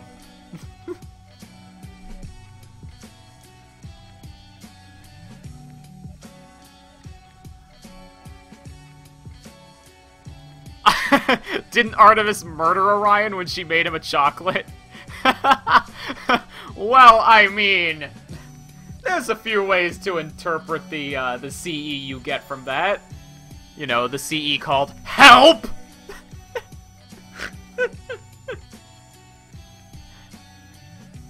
What happened to my friend points? I use my friend points. Like, why would I not use my friend points? Look at those friend points. I plan on using them. Doesn't have to be right now, but I will be using them.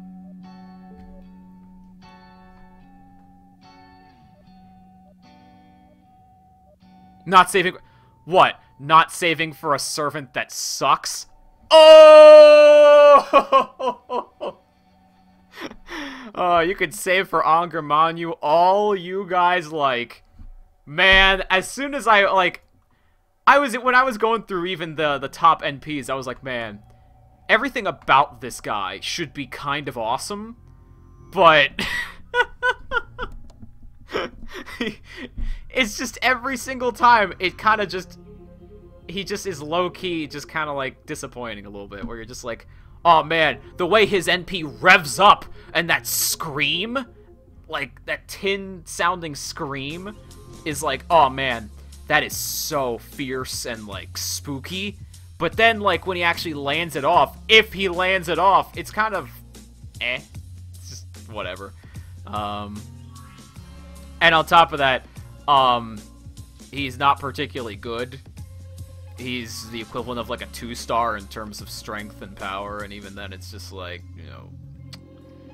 Man, I could be using, like, Hassan or George or Hans right now. You cannot be dissing the best Avenger.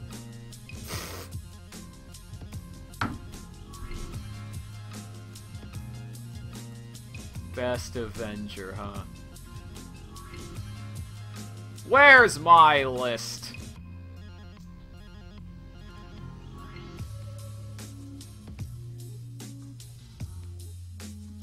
And what are his skills again? Let me just remind myself what his skills are.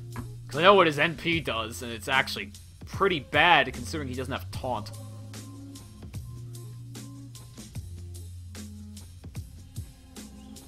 Decrease critical hit rate. And y'all didn't like it when I mentioned that for Brynhilder, so definitely not good here because it doesn't do anything else. Decrease charge, decrease attack. Okay. Right Fang Grinder's kind of alright. Increase quick card effectiveness per turn. Maximum value for the above effect. Die after 5 turn. What? Die after 5 turn. Wow, Annihilation Wish is not too inaccurate of a name for that. Oh, thank you, Sloan. Honestly, I'm glad people are enjoying it, because that took me way longer than I expected to finish that video. So the more people that enjoy it, the better I feel about it. And yeah, Summer Raikou is surprisingly amazing for his... Oops! Actually, that might reset the animations, so make it look a little bit better. Hold on. Let me reset the frame.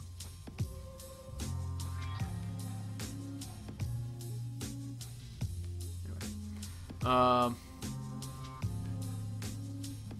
What was I talking about? Oh yeah, Summer Raikou's NP is actually pretty awesome. Just everything about it, it doesn't miss a beat. Like, it's so simple, but it's so awesome. That's everything about Raikou, really. She's simple, but awesome.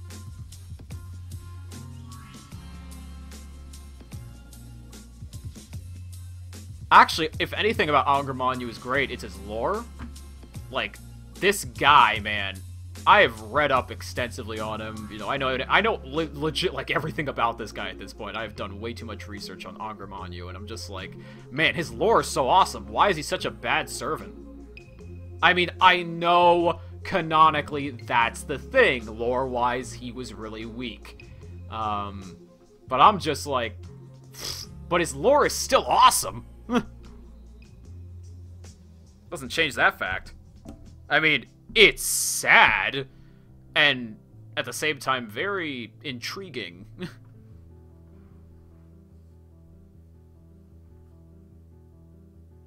That thumbnail. You like my thumbnail? I like feets. Nah, I only like certain women's feets. Nah, not everybody's feets. Don't get that twisted. Alright, what am I working with here? I got 6. Not like I'm gonna spend them all right now. Actually, I'm kind of, tapering down anyway. Ah, yes, Sloan. Summer Ishtar. You know, I was thinking about putting the honorable mentions, but it's funny that you say it takes forever to end because I actually feel the same way. That was what kept it off of the honorable mentions at the very least, because I was like, you know, something about this NP feels like it doesn't need to be a big explosion. I do like that, where it's like, it's unorthodox, but it does take forever. Like, it really does. It's pretty and unorthodox, but it's like my complaint with Arthur Prototype's Noble Phantasm. Stop wasting my time! Stop it! Oh. Anyway. Oh man, what do I want to do? I got my QP. I used my rider stuff. I want to use my swords. Y'all are distracting me.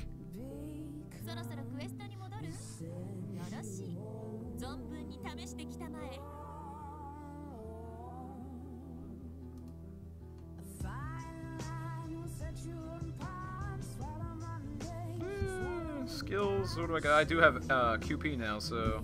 Oh, that's right. Okay, Ogita, what do you need? I think she needs like 24 though at like next level, which is really too bad, but let's check. I know you can't see it, I'm sorry, but I have my list here. Okita!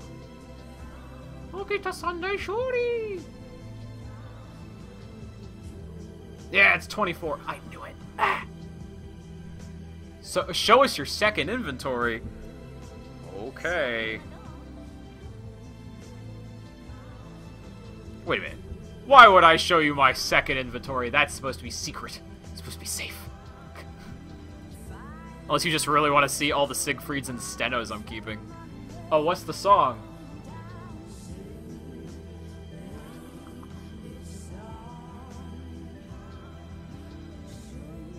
This is Moby, A Case for Shame, featuring Cold Specs. That's Moby, A Case for Shame, featuring Cold Specs.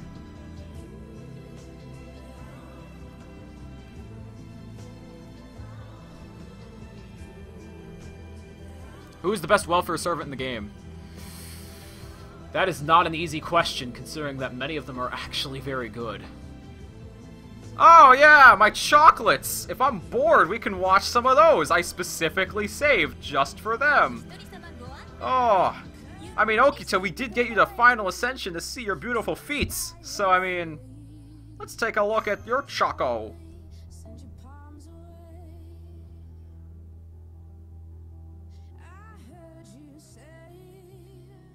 I have prepared quote-unquote chocolate for this rumored quote-unquote Valentine for you. Okay.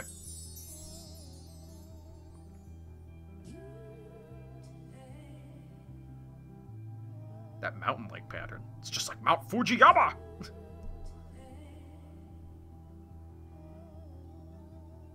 Does quote-unquote on your mind mean that you like or hate them? ...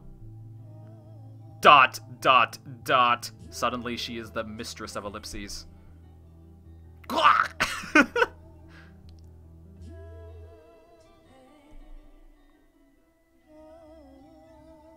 Oh!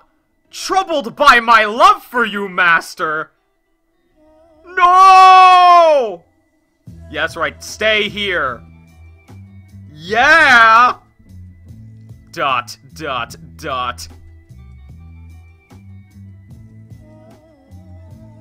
Okita, I am happier with you the more I see your smiling face. I will go anywhere with you, master. Oh! Oh! Oh!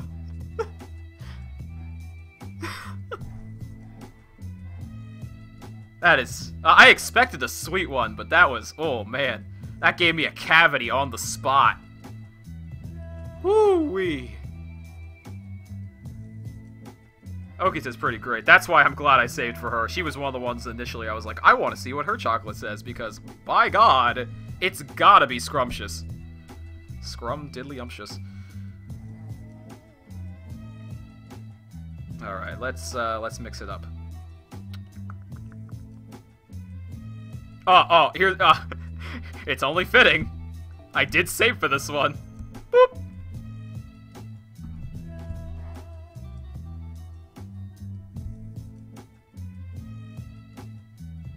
Oh, that's right. Hers is hilarious. Today is the monthly day of assessment, right? Zach? You didn't know! It started from today! By the way, you've been working hard recently, so I have a special reward for you. Gratefully accepted!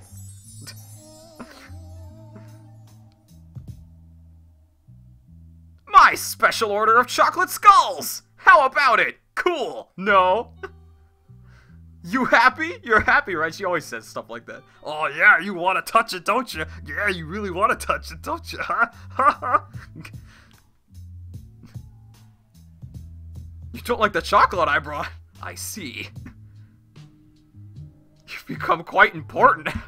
Important? How? Yeah, I'm ecstatic. I'm a little excited right now. Oh no, Nobu, you're the sweetheart.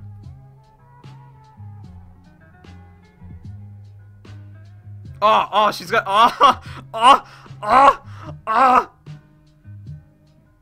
This close, I'm gonna have a panic attack. Oh my god.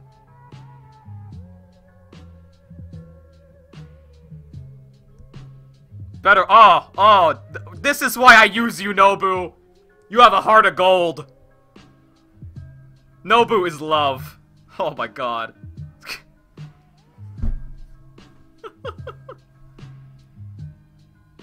Alright, alright. I guess we're going in order here, so, ooh, which of these lovely ladies should I pick? I mean, there's only 3 Lancers I have, and they're all great. Skablock! Get it? Because it's pitch black. Skablock. I love these girls so much! Oh, I just bumped into you naturally, it seems. Oh, you're all so great! Oh my god. I just have the best team at My Chaldea.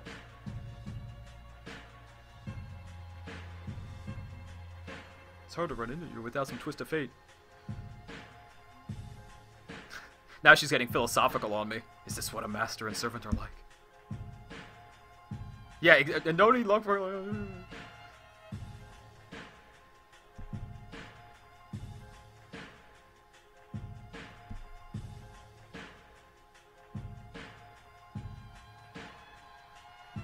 For the first time. That is super moe.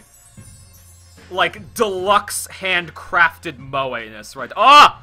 And we get the blush. Mmm! Beyond embarrassing. Oh, no, it's just more adorable the longer it goes on. Oh, it's picturesque, isn't it?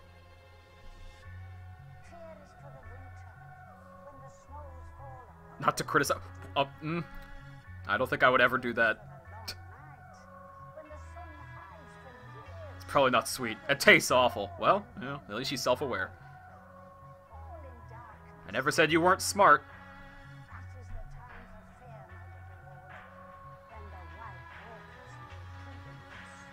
Well, it certainly went straight for my heart.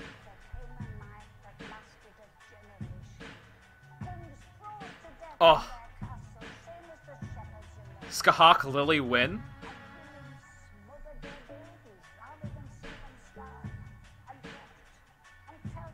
To perfect my cooking, because I do lots of that. Being a queen and all. Yeah, even she is so self-aware. Oh.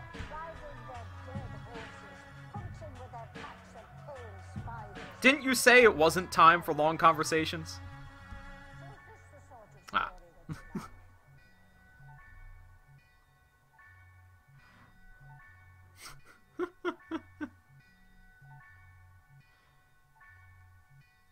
Ay, ay, ay, ay, ay. These girls are too much. As in, they are way too sweet. Oh, no. Oh. Oh, speaking of sweet, I know what happens in this one. I saved for this one. I only exclusively got rider coins for this one. Master of the Ellipses.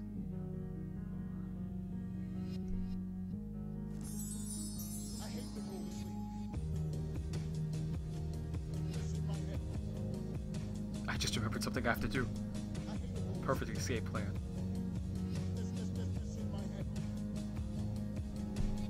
Oh, do I swipe it off her? Oh, oh, I have balls, man.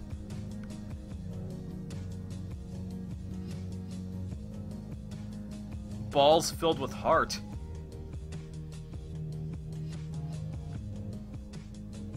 As big as me. Girl, you can get as big as you like, and I will still use you till the day I die.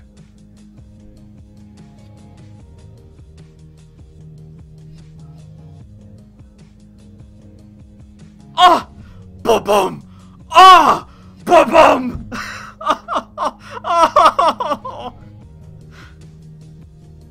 Oh, that smile is worth 1,000 heart attacks. Oh, I will. I will. Oh, I don't care if it's brand chocolate. That was heart-melting. Oh, critical hit. Oh. It's the only one I saved rider coins for. Absolutely worth it. Oh my god. Oh, now. I keep doing like best girl after best girl after best girl. I want to do nursery rhyme instead, just to like, you know, do a subversion of expectations, but nah, you know what? Yeah, we'll save the best for last. I want to see nursery rhymes. I actually don't know what nursery rhymes is. I'm just imagining this little squealy voice being like, "I'm begging you, please accept this chocolate." That is so adorable. You don't have to go that far.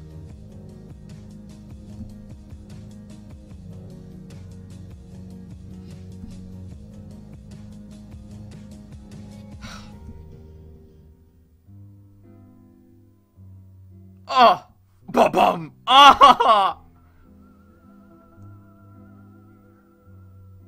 Oh. Oh, I want to cry. Oh, nursery rhyme. She's so poetic. I mean, she is a book. Makes sense. Oh. Oh, it will. Oh, thank you. Oh.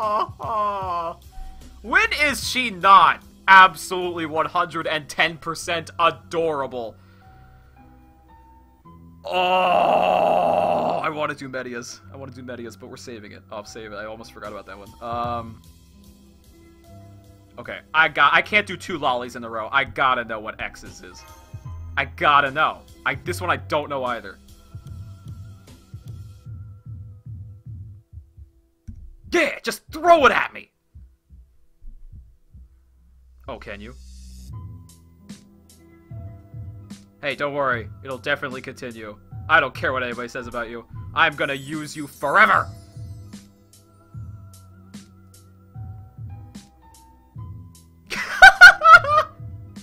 What? A merchandise line?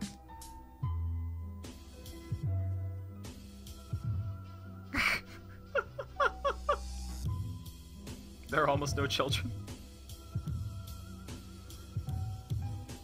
Oh, she's almost doing a pouty face. Oh my god.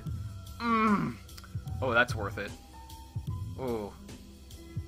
That is worth it. Then we come down to the berserkers. Oh man. Oh baby. Yep, I got enough for both of them. I know Cats is darling. I know it is.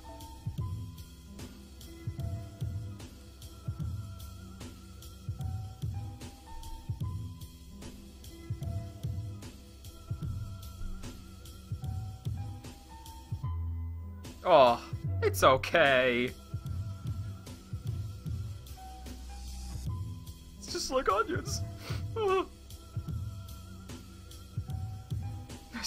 But she picks herself up so quick. Oh, I love you so much. I love you, I love you, I love you, I love you, I love you. About the shape. It is the shape of your face. Oh. Darling, I would eat you any day of the week, 24/7. Well, no, not yet.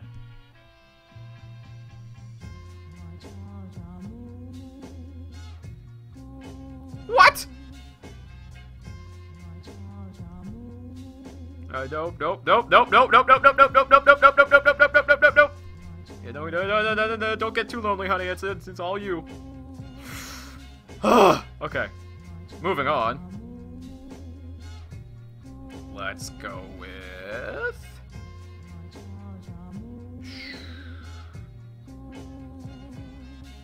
Okay. I got 2 narrows. Alright. Alright, we'll go with Plain Jane first.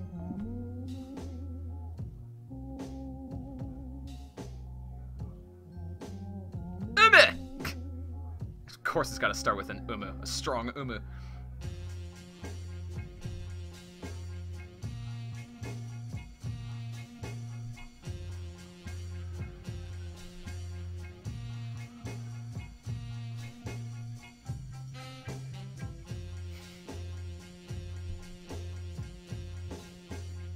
Oh.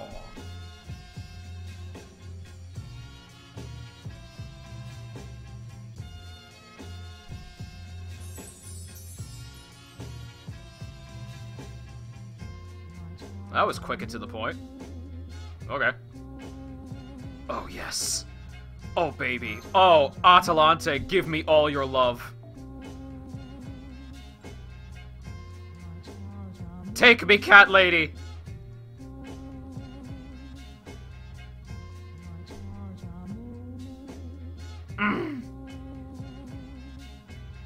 And other things. Oh, now she's being tsundere.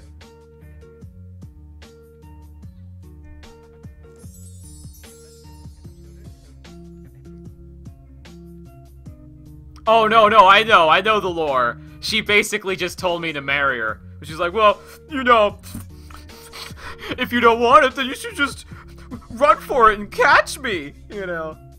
It's not like I want to give you this chocolate and all of my love. Oh, it's so adorable.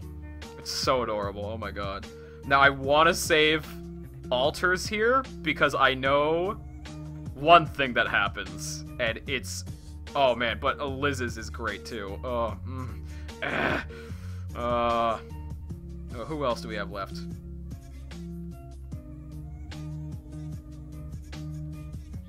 Okay.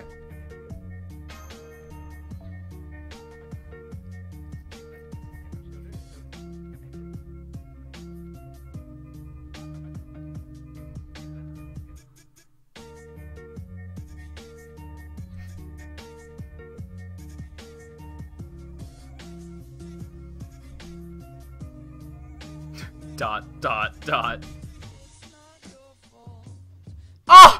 Ah! Oh! Bam! That's the sound of Cupid's arrow piercing my heart! Oh.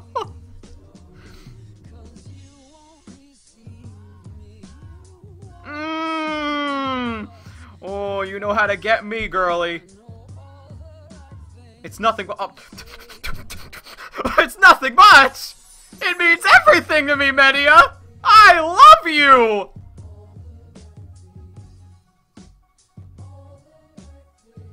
Oh, you know what?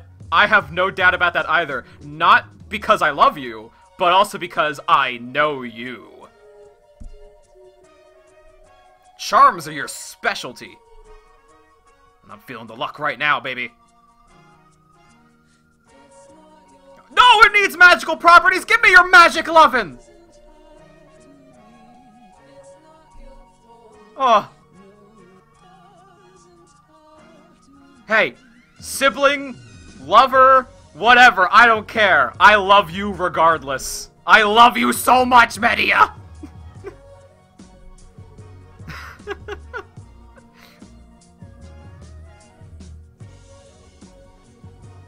Oh god, Kiyohime. I can't believe I saved for you. Oh, man. She's coming. She's coming. Alright, let's do Jax. This is gonna be quick and sweet and to the point, I'm sure.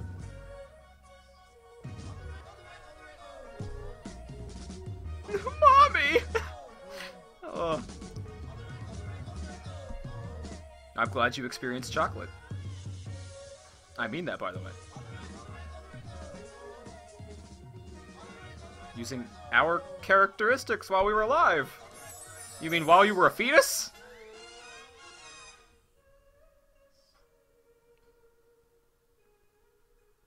Of course we can. We can eat this heart together. I love that it's called Dear Mom. Something about that name. Oh, Dear Mom. The world is a college of corporations, inexorably determined by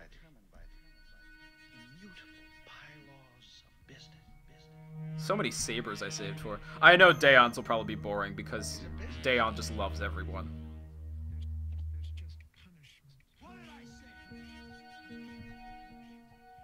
Of course.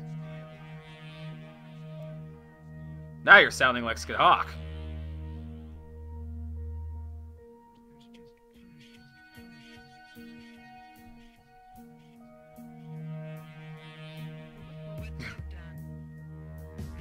Well,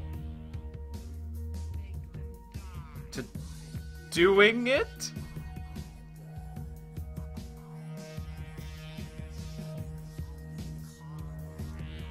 Oh, look at those glass eyes. Oh, so sparkling.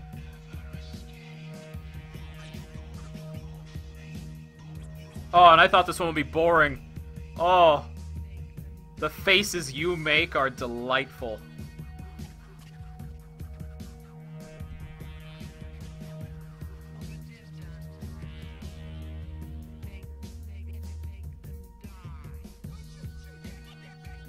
Present for you! Oh! Oh, Daeon! Oh, this is better than I imagined. So much better than I imagined. Oh. Oh, you are so sweet, Daeon!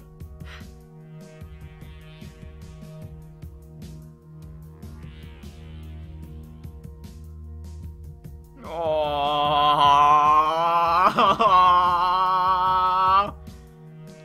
Oh. That was absolutely adorable. Speaking of adorable, oh my god. Oh, let's do Liz's first.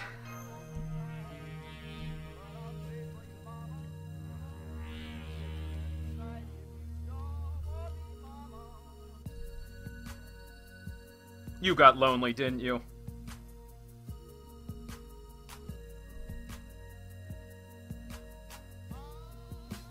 You put all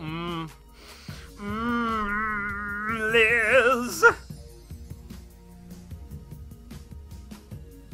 You may be 14 years old, but you're all mine. Of course I am. Yeah, nothing to worry about. It's cool. Oh no, she's angry. What the heck? I was supportive at first. Now I want to backpedal.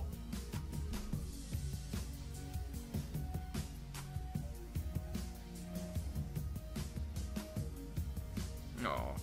Aw. Don't be self-aware, honey. It doesn't fit you.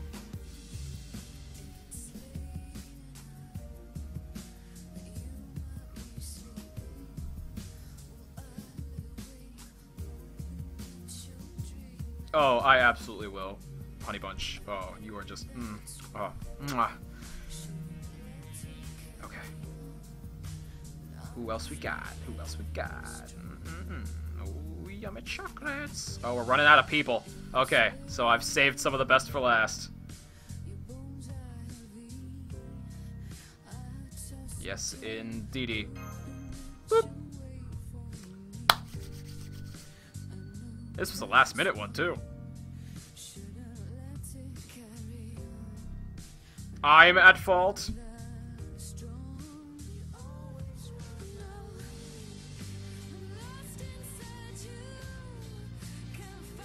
Oh. Hey, just because I'm annoyed with the fandom doesn't mean I wouldn't take Nero's love.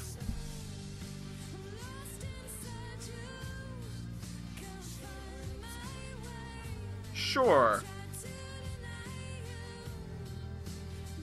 Oh. Come, accept this.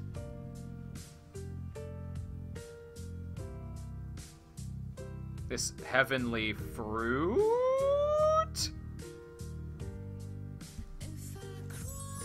That sounds almost biblical.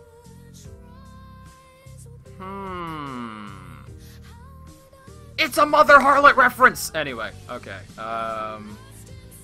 Speaking of saber faces. It's time!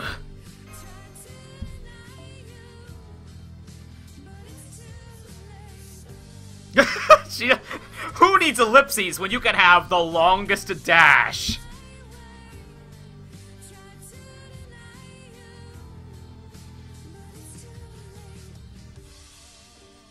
Well, actually, whatever.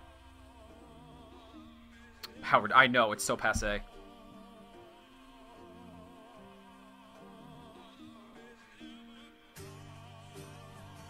Now she's trying to rationalize, like, who needs chocolate? So pathetic. Ugh.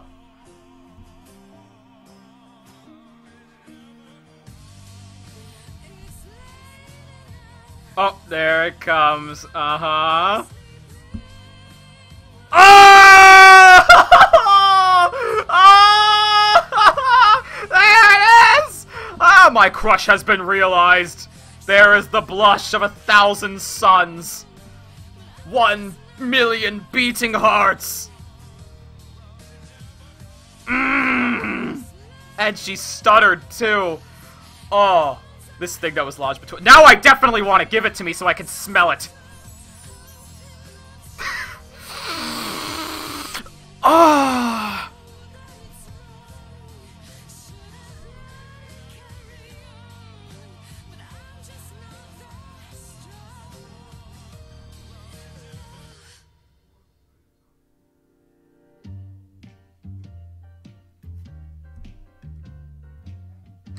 Arg! Don't be consumed with trivial matters. She's going edgy on me now. She's backpedaling. Oh, that's adorable. Just graciously accept what you're given. It connects the world. Time to taste it while you cry. I am crying, though. From joy. Oh. And your scent, too. Alright. So who do we got left? Time to go back into the past. I did save this, after all, specifically for this moment. I feel like she deserved some love.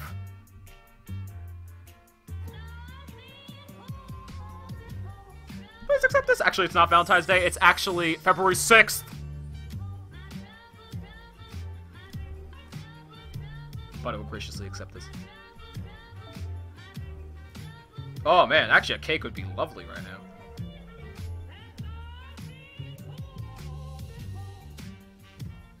Aww. That's adorbs. Oh, of course it is.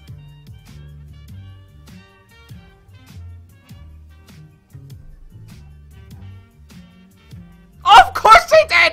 Of course, because she's best wife! Oh, I love Media so much! Oh my god! Oh, I look forward to working with you too, maybe.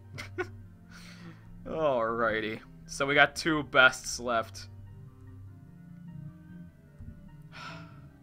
You know it. I know it. It's time. Oh. Yes, luckily there's no one else around.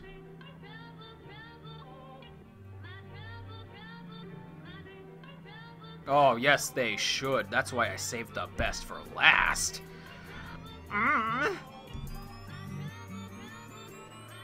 Oh, no, you can be as forward as you like. Ah! Ah!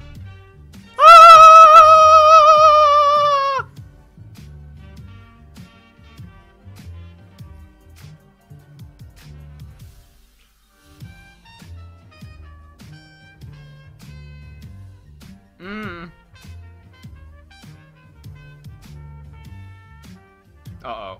Oh, no, don't, no, don't do that, no, don't do this to me. No, don't do this to me. No, don't, no, not the melancholy. You're so good at this, stop it. Stop turning it into a sad scenario. It makes me want to cry. Until the very end. Oh, but it's too late. Oh, it's too late. You're too good at making things sad. Oh, but you're so cute. Oh.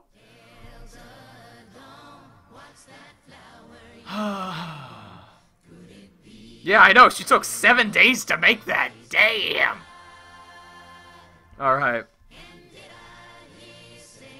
This is like the most appropriate music ever for the final chocolate.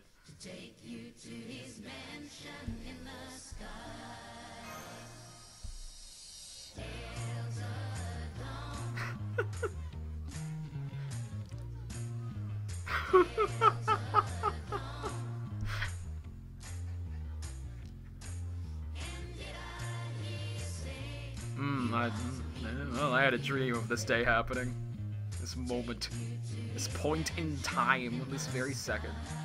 You're twitching even more. How could I ever... How could I ever accept? Yes, Kyo. Yes, indeedy.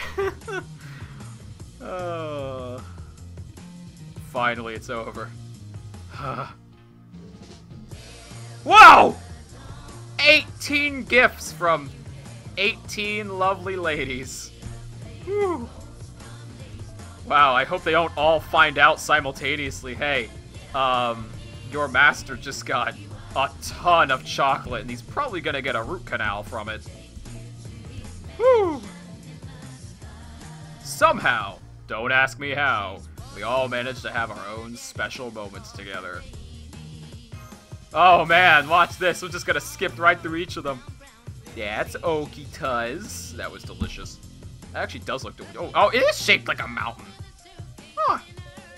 How did she do that? Oh yeah, we have to read the details of every single one because each one of them is also adorable in their own regard. I, Okita Soji, went to line up at a famous sweet shop early this morning to get this chocolate for you, Master. Don't you love this Shinsengumi-style wrapping paper too? Oh my god. Oh. I'm gonna love every single one of these. Oh, this is Nobu's. When you split this skeleton chocolate vertically like this... Look, you can turn it into Oh, I'm sorry. I'm sorry. I'm sorry.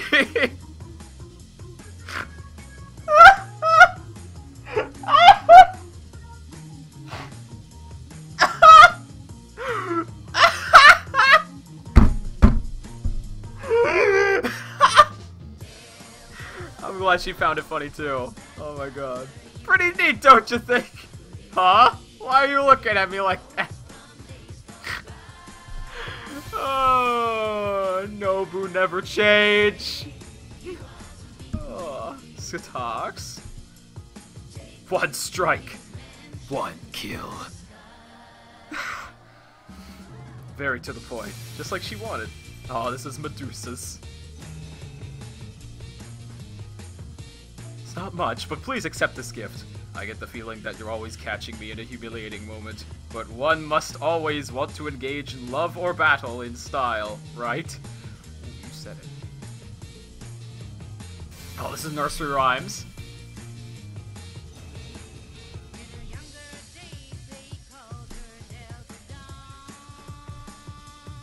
A sweet, cold fragment of snow. My gift to you, so warm even on a winter. You knew! Either a writer or a book had to write this. From now on and forever, don't ever forget to dream. Oh, that struck me in my very soul. Thank you, nursery rhyme. Thank you, Alice. This is, of course, X's. Who else could it be? Alright, now I'm popular with the kids! I have my own toy line!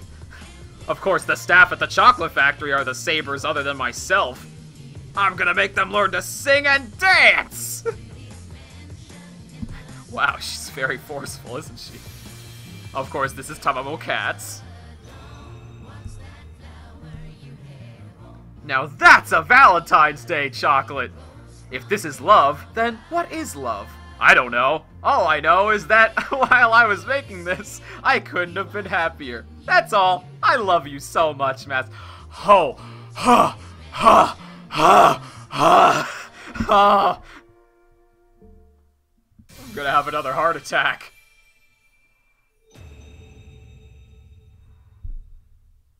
This is Narrows, regular Narrows.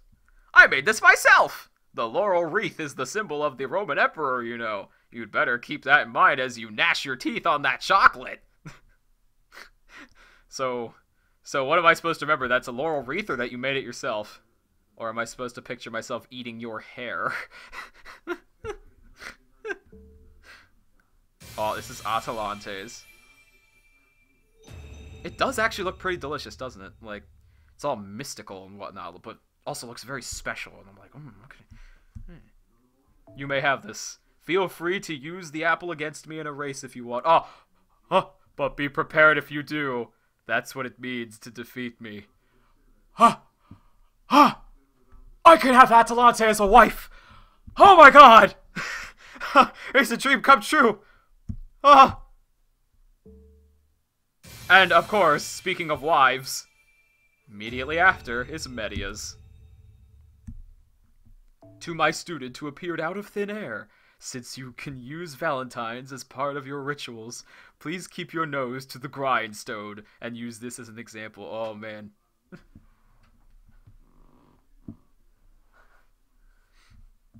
That's pretty sweet. I will look at that every time and think of you and be like, wow, I love you, Media.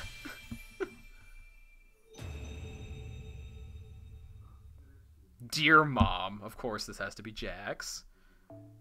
I worked so hard to make this. Praise me! From hell.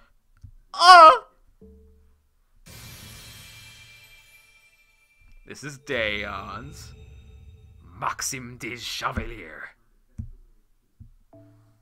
I have this one favorite shop in Paris. Just one bite of their food and you will be completely hooked. That's the flavor I was going for. Do you think I did a good job? You are so pure and sweet, Daeon. You are pure and sweet.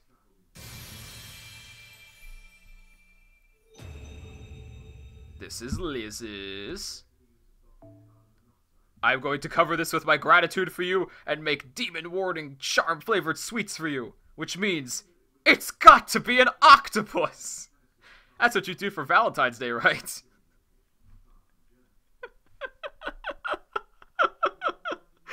Oh, Liz, you are too much and you are just a ball of love. That's what you are. You are an orb of love, of radiating love.